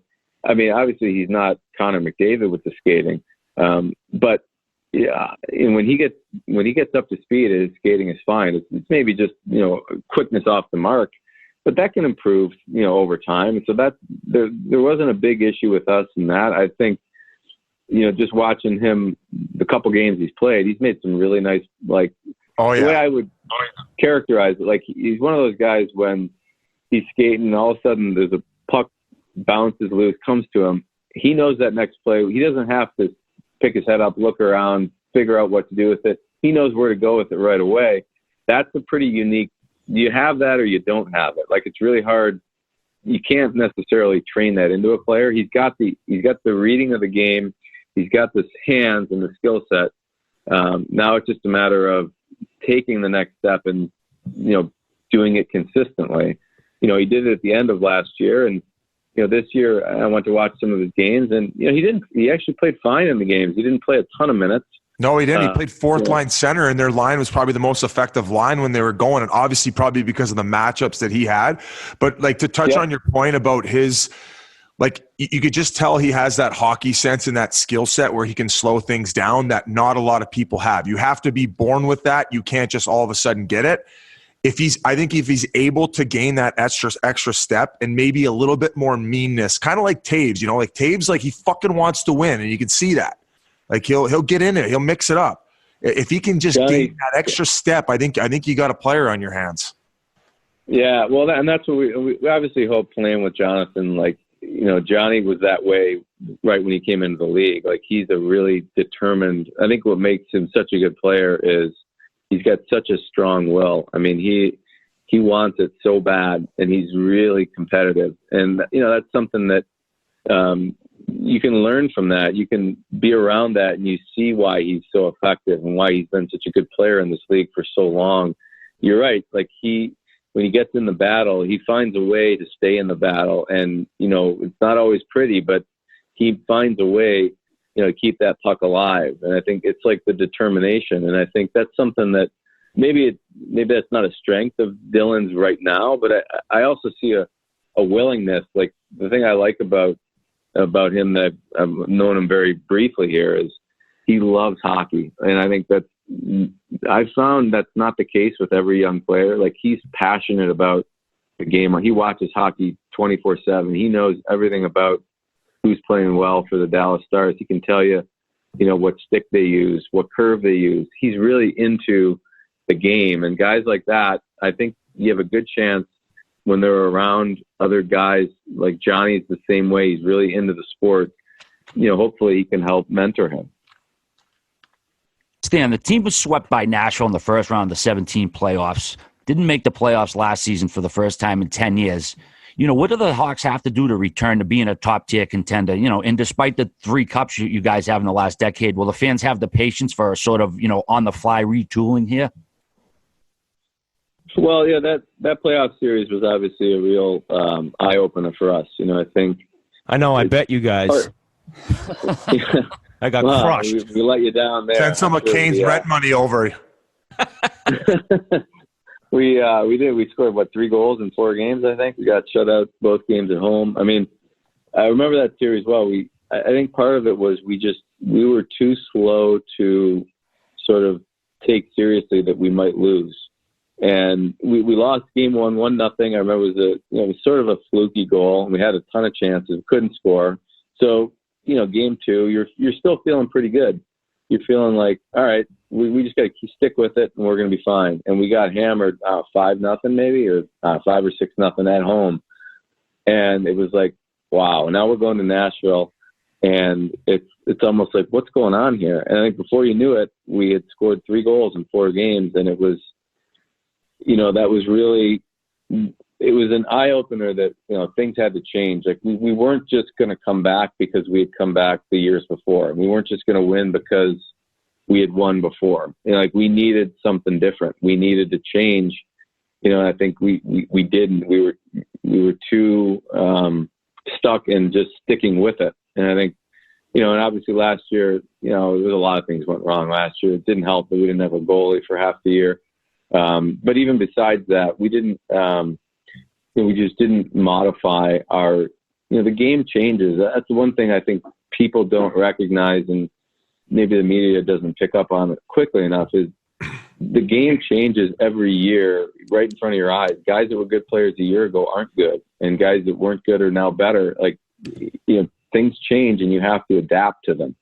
And the ability to adapt your game to what's working is, where we're at right now. Like, we've got to find a little bit of a different sort of blueprint than we had before. I think we had more of a veteran team in the years past, and we played a certain way, and it worked great.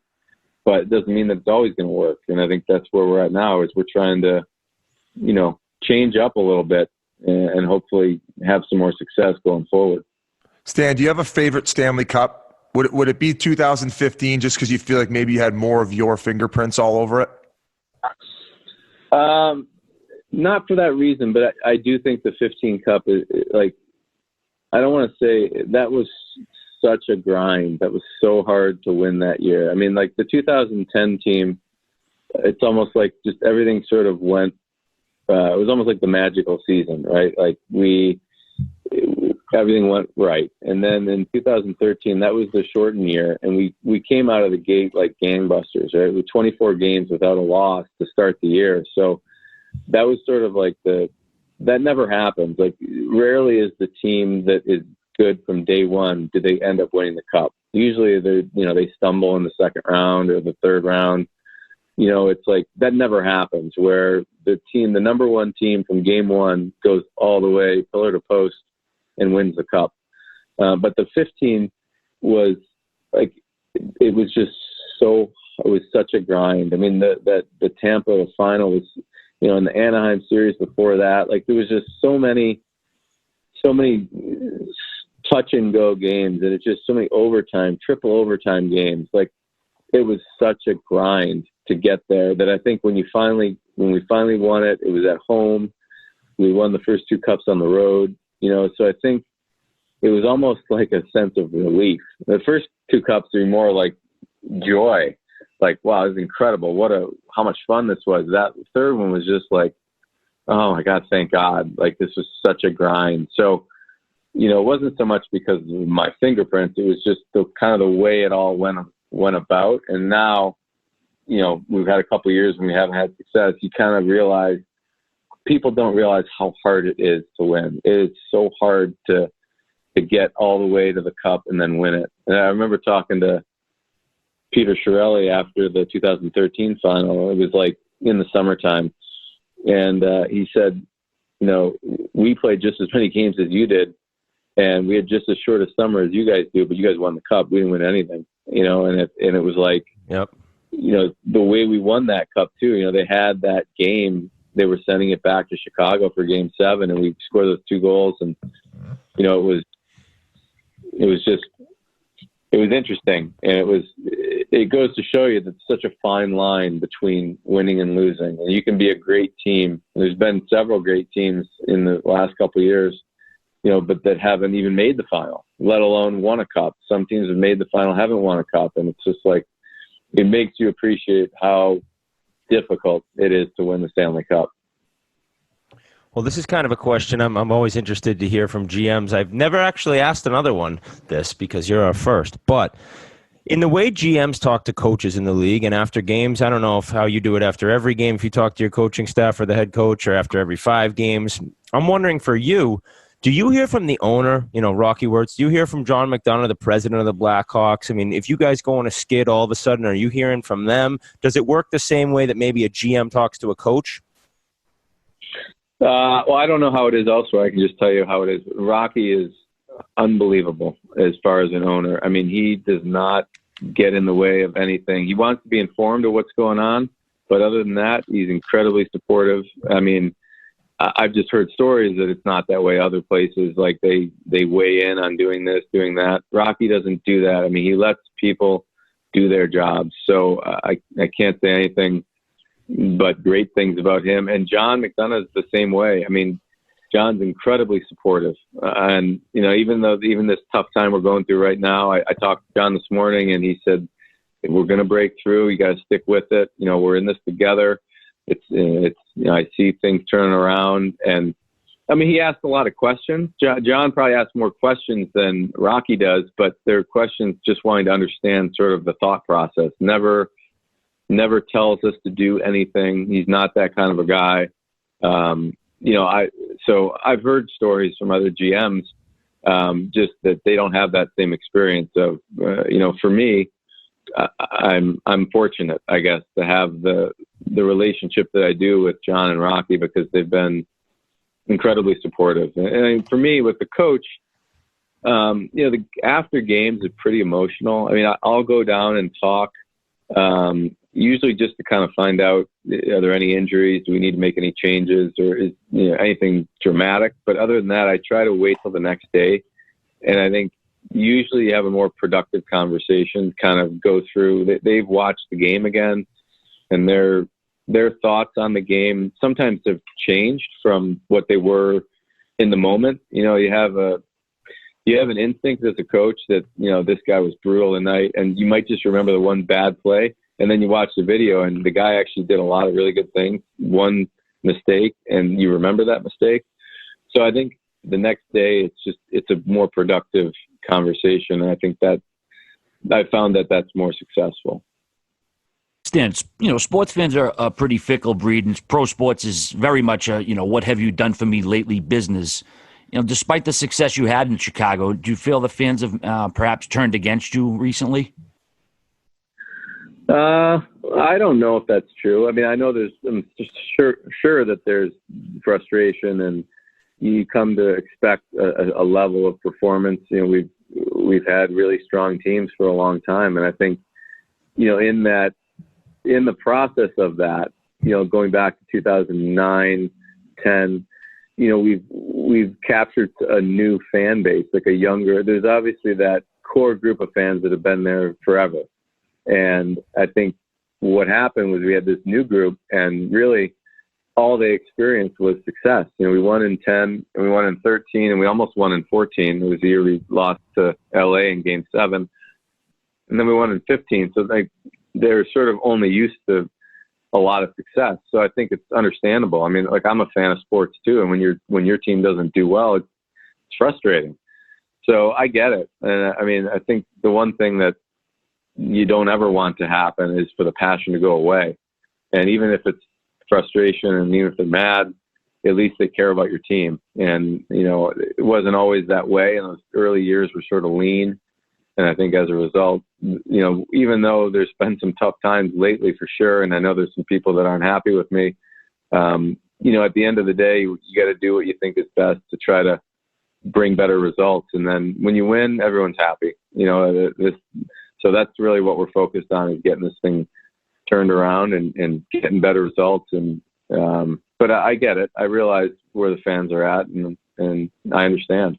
We thought you were just going to start teeing off on them. And I agree with your younger generation crowd, because we've been selling a shit ton of those Fire Stan Bowman T-shirts. So on that note, oh, no, nothing? Nothing? Okay, I thought we lost. No. I'm sure there's a market for that out there right now, especially with some people. But you can't change what you're doing. That's part of the business. I get it. I've been around it. I mean, my dad sort of taught me a long time ago, if you try to do what you think the fans are going to be happy with, it's never going to work, because, you can do something that is going to get positive reviews in the short term. But if you don't think it's really good for the long term, that's what matters, because at the end of the day, you got to do what you think is right, because there's always people that are going to throw stones at you. No matter, even if you make the best decision, there's people you can go back in time and look at it. But no one ever sort of raises their hand and say, hey, I remember when I was so critical and I was wrong. Look, that decision that I said was the worst decision in the world, I got that one wrong. People don't do that. They just sort of keep quiet. But when they criticize you and they're right, they praise themselves. Like, I told you so. I told you guys. Look, I said it back 2 years ago. I told you this. But if you go back and look at it, they also said a lot of things that were way off, but they don't ever broadcast that. And that's probably criticized them to reload and win 2 more Stanley Cups. Sure. And that's part of it. I get it. There's no guarantee you would have even done anything if you. We won't know that, So it's something we can debate, but I can't get bogged down with that, because that's just not the way I operate. Well, Stan, I think people know that to be involved in pro sports, you got to have thick skin, and I know that what you've done with the Blackhawks, 3 Stanley Cups, that dynasty we talked about, a bunch of Hall of Famers have been with the team, and so I think the true fans know how special of a run it's been, and understand that it can't go on forever. And a lot of times it's the vocal minority. It's people that are loud and loud about subjects that they're pissed off about. But either way, I think everyone would have to respect you coming on here and answering some of the questions that I'm sure a lot of Blackhawks fans have. And we can't thank you enough. So we appreciate it. Yeah, I enjoyed it, guys. No problem. Anytime.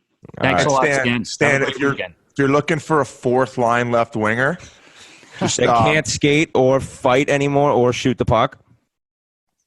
Well, you know what though, Biz? You used to play defense. We could always maybe use some help back there too. Like, when did you make the switch there? Was it? It was right after I was a 2-time ECHL All-Star with the Wheeling Nailers, and then I don't know. Pittsburgh thought, hey, let's just make this guy a mutant, and then I did that for him, because I'm a team guy, Stan. But Stan, will the team let him wear? Will the team let him wear advertisements all over his jersey? Because I think that's what Biz will want to do.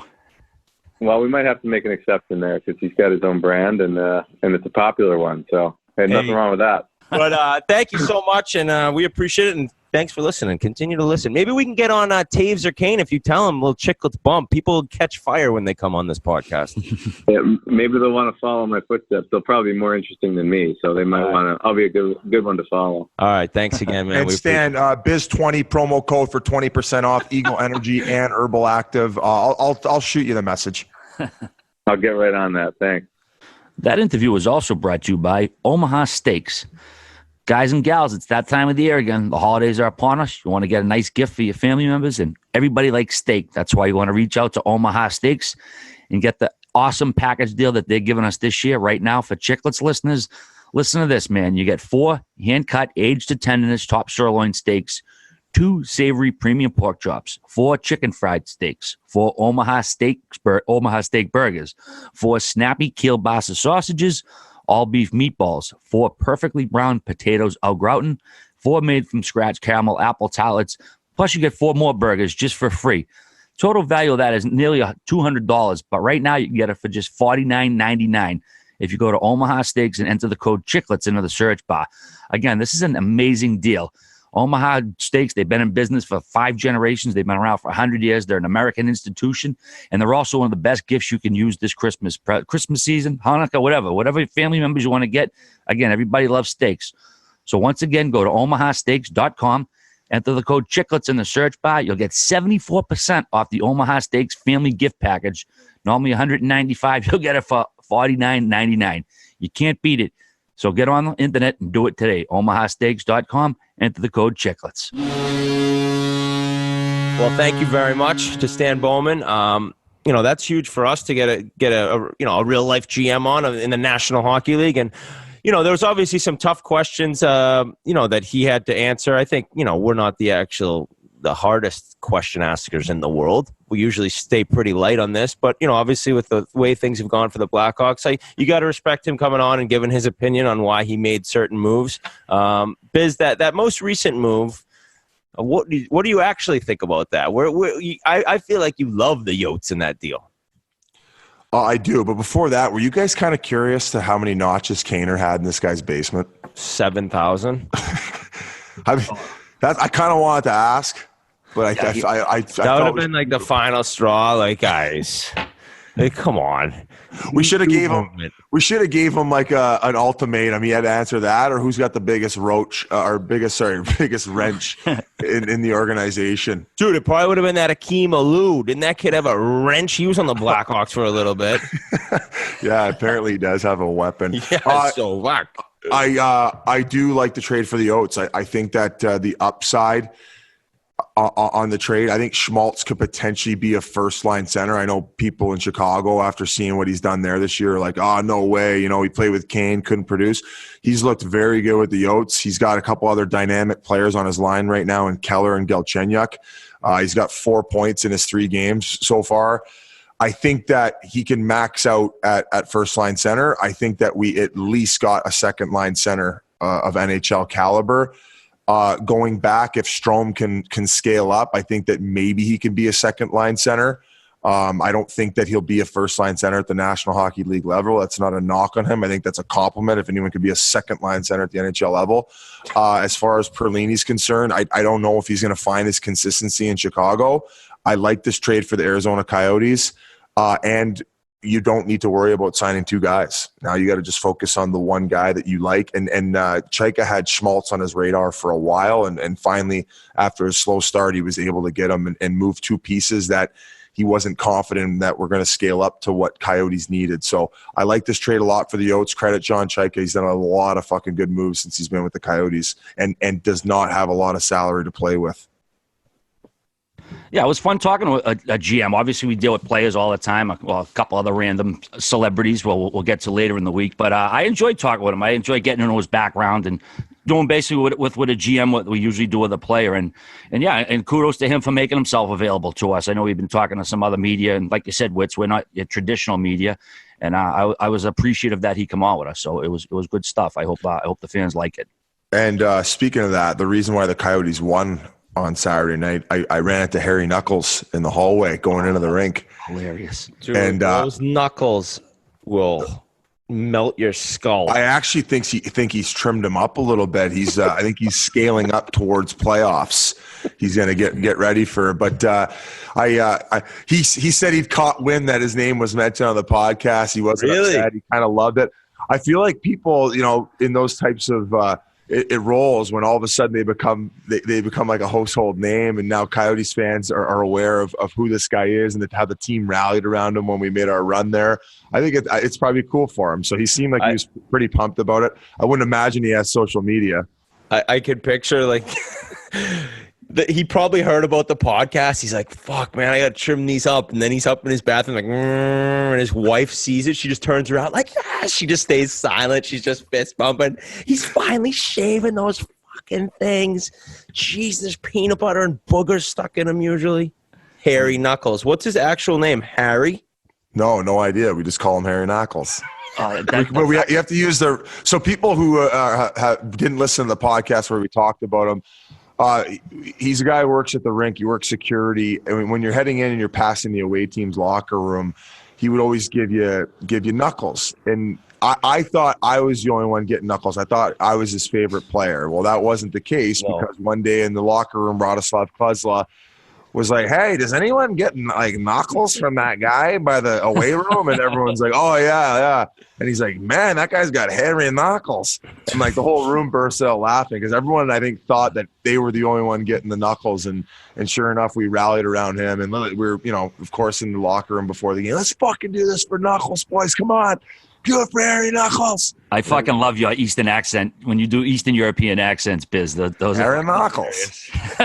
By the way, if you're a guy and you're like 30 or older, you should already have a fucking beard, nose, and fucking ear hair trimmer.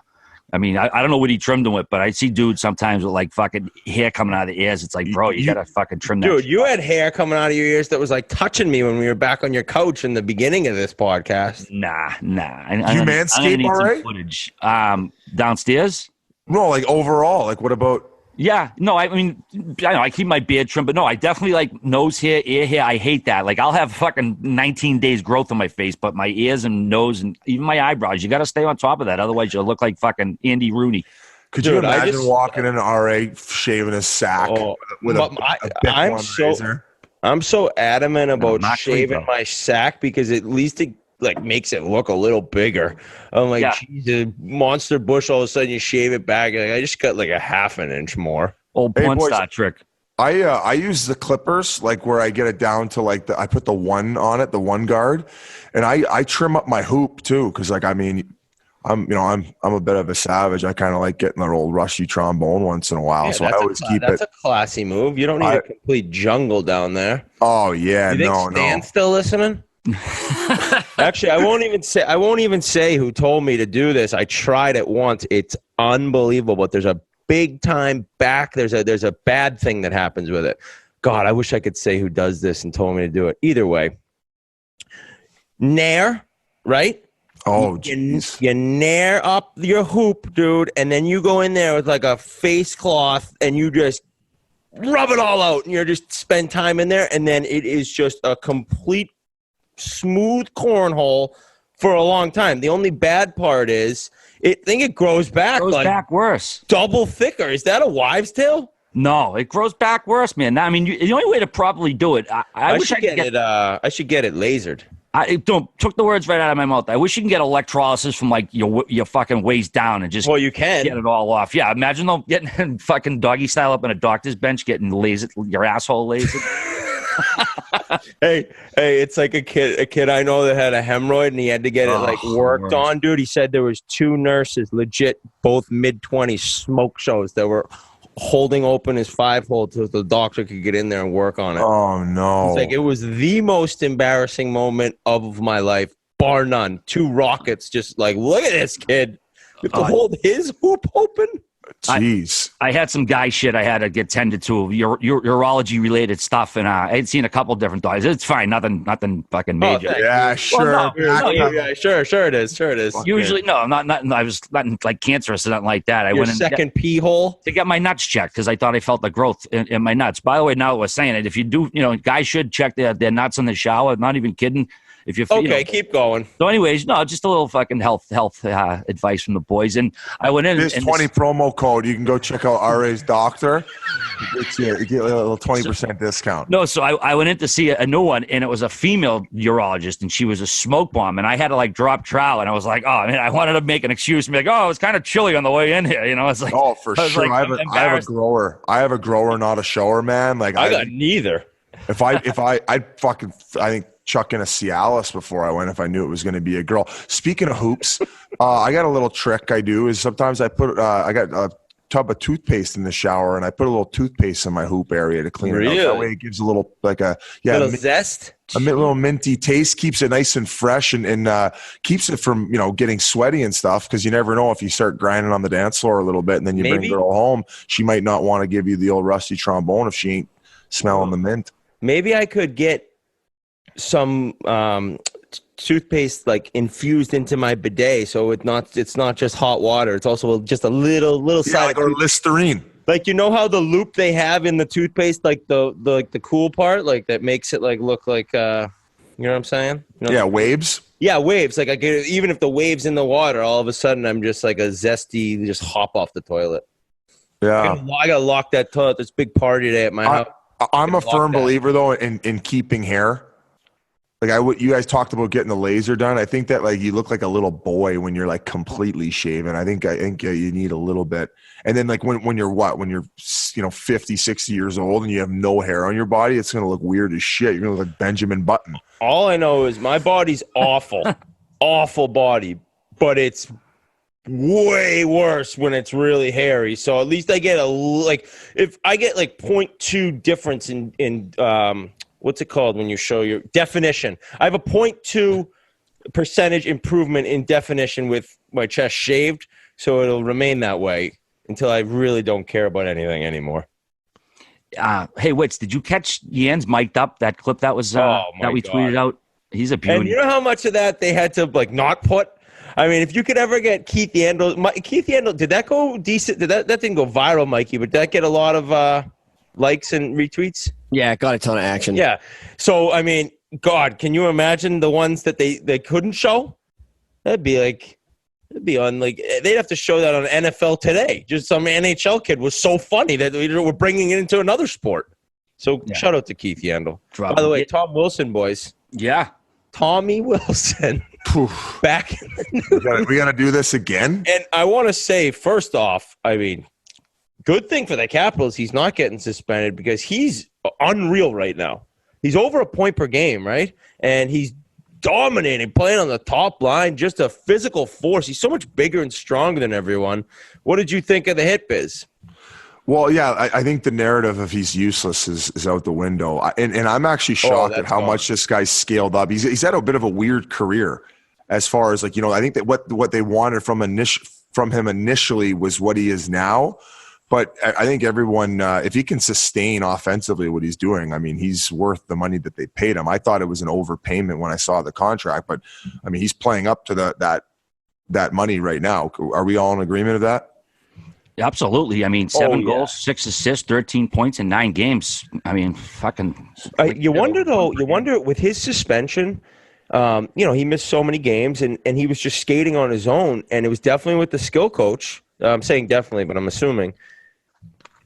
You wonder if it just, I mean, I know that doesn't turn a guy into a point per game player where he's at now, but it can't say that for a couple months, all he did was work on skill work and skating. And that's definitely shown a little bit of improvement since he came back. Now, in terms of the hit, I don't think it was suspension worthy. They got that right, but it was a little unnecessary. I think that he probably could have got out of the way.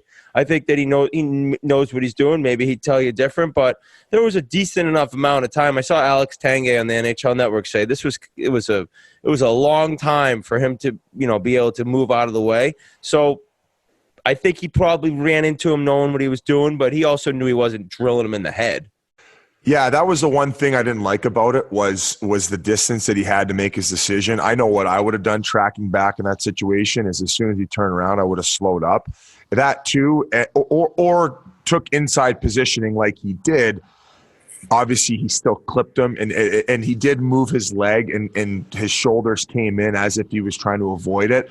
But I think deep down he was like, hey, I'm going to not fully clobber this guy, but I'm still going to get a piece of it. And that's based off what I saw. I don't live in Tom Wilson's head. Very similar, a lot of similarities in the sense where he was tracking back in the one that he got suspended for in preseason. So he likes to track back really hard, and at that point you can tell he smells blood. That guy was coming back up ice. Another guy was on him, so he's coming off to another guy's check, and the guy spun around, and by the time he spun around, he had the time in order to not do it. I'll say this. I don't think he should have been suspended. If he would have gotten suspended, I wouldn't have been surprised. Obviously, people are up in arms because it just so happens to be Tom Wilson again. As a friend, I would tell him, yo, you're Dude, buddy, nuts. if you fucking do that one more, you're gonna at least minimum get 41 games like Rafi Torres, and then after that, it probably a year, and then I don't know. I would have a hard time. How do you get life banished from the NHL? I know. I don't think it will ever come to that. It would probably just be a year and then another year.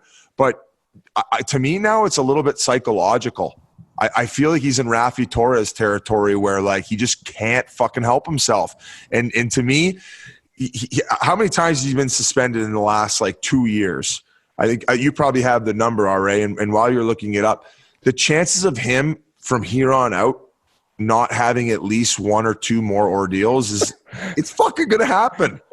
Yeah, it's going to happen. It's impossible. He's totally under a microscope. And just to anyone listening who's unaware if they somehow missed it, Friday night he was given a match penalty and ejected from the game for his collision/interference with New Jersey Devils' Brett Cini.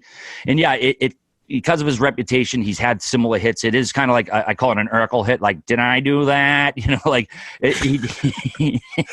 like that. Not mad at that dad joke. It must be because it's so early in the morning and I haven't actually turned my fucking brain on. Wake and bake. I remember Urkel. I don't hate it because I remember the Family Matters shit. So, you know, Cini, I mean, I think people forgot. Cini was slightly backing up, you know, and it looked like Wilson kind of just kept his straight line. And another thing, too, to the right was another capital. And I think if you know, Wilson corrects too much to the right, he's potentially hits his own teammate. I mean, he could obviously just slow down. But if he's going to keep going, I think if you're going to hit two guys, hit one of two guys, you're probably going to want to hit the guy who's not your teammate. Obviously, it's Wilson, so people are clamoring for discipline. The other factor, too, is Cini was not injured. I think it looked worse than it was. And here's the other big factor, too, the size difference. Cini's listed at 5'9", 156. Wilson's listed at 6'4", 218. You're talking 7-inch, 62 pounds, again, per NHL.com. And the helmet actually come up, and that, I think, made it look worse than it was because he caught the shoulder, and that caused the helmet to pop off. And I think it looked actually worse than it was. So, and the DOPS didn't even deem it worthy of a call. They just said, nope, that's it, and everybody's kind of moved on. I saw it just kind of on replay. Maybe another game showed it, or NHL Network showed it on the fly. No, it was during the night, so NHL Tonight. And right when I saw it, I was like, oh, my God, he's getting 60 games because it did look really bad because the puck was nowhere near there, and you just see this guy go flying. But once you really took a look, didn't get his head, so a fair non-suspension. Well, I'm glad that, you know, this conversation's over because I feel like it's like the Nylander thing where we seem to have to talk about. Yeah, but this one might not end. This one might be back. Yeah. Moving on, boys. Budweiser Canada Selly season. I feel like there's been a shit ton of Sellys this year. I feel like these young kids don't give a fuck what these old people think. So they're just going to keep doing fun shit on the ice, and we're going to keep having a lot of things to talk about. So the bracket challenge, we've been talking about that. We got Patrick Kane now against Stevie Y, and then Bobby Orr and Tiger Williams have moved on. Orr beat Solani, which some Winnipeg Jets fans were fuming about, but I think that's the right call. And then Tiger Williams beat Ovi on the, what'd you do? You did like a little internet contest there? How do you call that? Twitter poll. Internet contest? Shut up. And man. I couldn't say definition. We are so dumb. Well, it's early because you got to change diapers all day. I know. Honestly, my brain's not on yet. So, boys, who do we got? We got Patrick Kane and Stevie Y first. I mean, fuck. Now, it's funny because I picked Wayne Gretzky on that one, and then Stevie Y moved on. I regret picking the Gretzky one. I like Stevie Y. I'm going to have to pick Stevie Y over Patrick Kane heartbreak. No offense, Stan Bowman, if you're still listening. Yeah, I think he tapped out after the hoop talk a little while ago. Yeah, this is a tough one, man, because they were both significant goals. You know, Kane got him to the Stanley Cup. Stevie Y's got them to the semifinals versus their rivals, the Avalanche, back in '96. I got to go Kane, I guess. Just, you know, when we got the explanation, it was a heartbreak thing, and he was, you know, here's your heart, and I'm breaking it. Once we kind of got that information, I was like, okay, that was a pretty clever one. But Stevie Y's clap bomb from fucking just outside the red blue line was phenomenal. But I got to give the edge to Kane with just a slightly. I'm with RA. Give me Kane. I love the heartbreak. Same here. Once I found out that's what it was, I loved it before I even knew that it was actually meaningful in somebody else's celebration. So Eisenman was my favorite. I've always said that, but the Kane right there is the winner. Boy, somebody said that Stevie Y got injured on that celebration. That he went flying around the net, and then that's where I think the whole team kind of came on him. Maybe have you ever been on the bottom of one of those piles, Biz, celebrating a win? Or no, never. Yeah, I know. I was on one when I was 11, but you start panicking. Like if you're knees bent or you can't breathe, it is kind of a little panic time there. So I don't know if he actually did get hurt though. One quick note, actually, we should have brought it up before, Biz, when Stevie Y in the first poll we did. Should be noted, I stripped Gretzky of the puck when he scored that goal. Remember, they had gone head-to-head in the first round. It was Gretzky who he took the puck from when he scored that goal, too. A few of our listeners. Shit. So he kind of got the upper hand both ways. Yeah, double whammy. Damn. No respect for the great one. Boy, and moving on, Bobby Orr, Tiger Williams. I mean, fuck. I don't know. I'm going to have to go with Bobby Orr on this one, boys. It's Bobby Orr. We already talked about it. So you can't beat that. You can't beat Bobby Orr. How are you supposed to pick anyone but him? Yeah, I mean, Bobby Orr. You don't even have to ask me. Wow, clean sweep for the Chiclets boys. Oh, everyone's going to be laying into us about our Boston connection, how much we stroke off Boston sports with the herbal active cream. Pasternak didn't get stroked off. He's not on the All-Star ballot. Pasternak that one's a little confusing. So, guys, we're going to put up another Twitter poll. We're going to have these two matchups go against each other for the Budweiser Canada Selly season campaign. Any good ones around the league in the last couple days? Radulov scored the other night, or Saturday night. He had to have done something. I know we mentioned it last week, but Ristolainen's with Buffalo was awesome. The Millie Rock? Yeah, the Millie Rock. Gotta love it. There's been nothing since then? What the fuck are these players doing? I'm trying to think too. No, let's go, Millennial. Stop being disrespectful. I can't think of anything. I'm going to look at Radulov right now. Speaking of Bruins, Biz, did you see we almost had a goalie skirmish in Boston, Detroit Saturday night until the referees got involved. The refs had to hold each goalie back. They were both raring to go, but the ref said no dice. I saw the clips of it. I don't know how that even started. Yeah, it was actually a pretty chippy game. Luke Witkowski buried David Krejci, like absolutely buried him, clean hit. And then Joachim Nordstrom, who's not a fighter at all, came to his defense. And one of those situations where a guy gets hit clean and, the player, quote unquote, defends his teammate. I know some people can't stand it because it comes after a clean hit. So there was some chippiness in the game. And then Marchand and Bertuzzi were going at it. And as Marchand was skating to the bench, he's such a little weasel. He fucking smacked Jimmy Howard with his stick, and then Howard turned around, got involved, and then, of course, Rask responded. He come bombing out, and everyone got all geared up for a fight, and like I said, the referees put a quick end to it. Everybody was bummed out because there's nothing like a goalie fight. Yeah, it gets the people going. Boys, let's talk about Shea Weber, man. 2 goals on Saturday. How about that? What was that, like a quarter clapper? That was like 120 miles. Fuck, he brought the stick back to his knee. It went 98. Makes no sense. He's got a freakish shot. Well, we just mentioned, the Leafs adding a guy of Nylander's quality to the roster in December, and that's what Montreal's doing. I mean, they're adding a top-tier defenseman, a guy who hadn't played in 345 days between games. He actually went just under a year, 361 days between goals. But you're adding a player of his caliber, of his presence. He just has it, man. When you see him, he's just a big, mean defenseman, crushes people out front of the net, behind the net. He's a guy that anybody would want to have on the team. And now the Canadians, who have already made a lot of people, myself included, look foolish with their preseason predictions, you got to think they're only going to get better from here on in. Yeah, boys, what else do we have to talk about? One other, Patrick Laine, 4th quickest to 100 goals. That's a pretty significant thing. Before we get to that, I want to talk to our listeners about hymns. All right, guys. Sometimes we like to be secretive about things. We don't want to talk about little problems we might have. And, over 25% of new erectile dysfunctional cases are guys under 40. Sexual performance issues, they're more common than you think. We try to normalize them here on Chiclets so you don't feel bad about them. Everybody has issues. Even the world's greatest actor can't fake a Woodrow. Guys turn to weird solutions sometimes, but, you just got to go to 4hims.com. It's a one-stop shop for hair loss, skin care, and sexual wellness for men. Hims connects you with real doctors with medical-grade solutions to treat erectile dysfunction. There's well-known generic equivalents with name brand prescriptions to help you combat ED. None of the snake oil, no gas station supplements, none of that garbage. They're prescription solutions backed by science, okay? No waiting room, no awkward in-person visits, no co-pays, nurses, blood pressure, none of that stuff. You're just going to go to 4hims.com. It's super easy. You answer a few quick questions, chat with a doctor for a confidential review, and products are shipped directly to your door. Severe ED isn't just an issue for rich old guys in bathtubs. It affects guys in their 30s and 40s. And, you want to be your best when it comes to the bedroom, all right?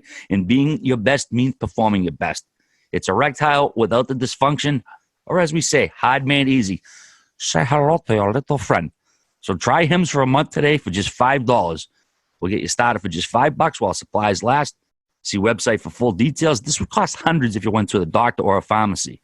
Go to 4hims.com/hockey. That's FORHIMS.com/hockey. 4hims.com/hockey. Wayne Gretzky, obviously the first. Wayne Gretzky, Jimmy Carson, and the tit fucker himself, Brian Bellows, were the only three players to get there faster than him. Really?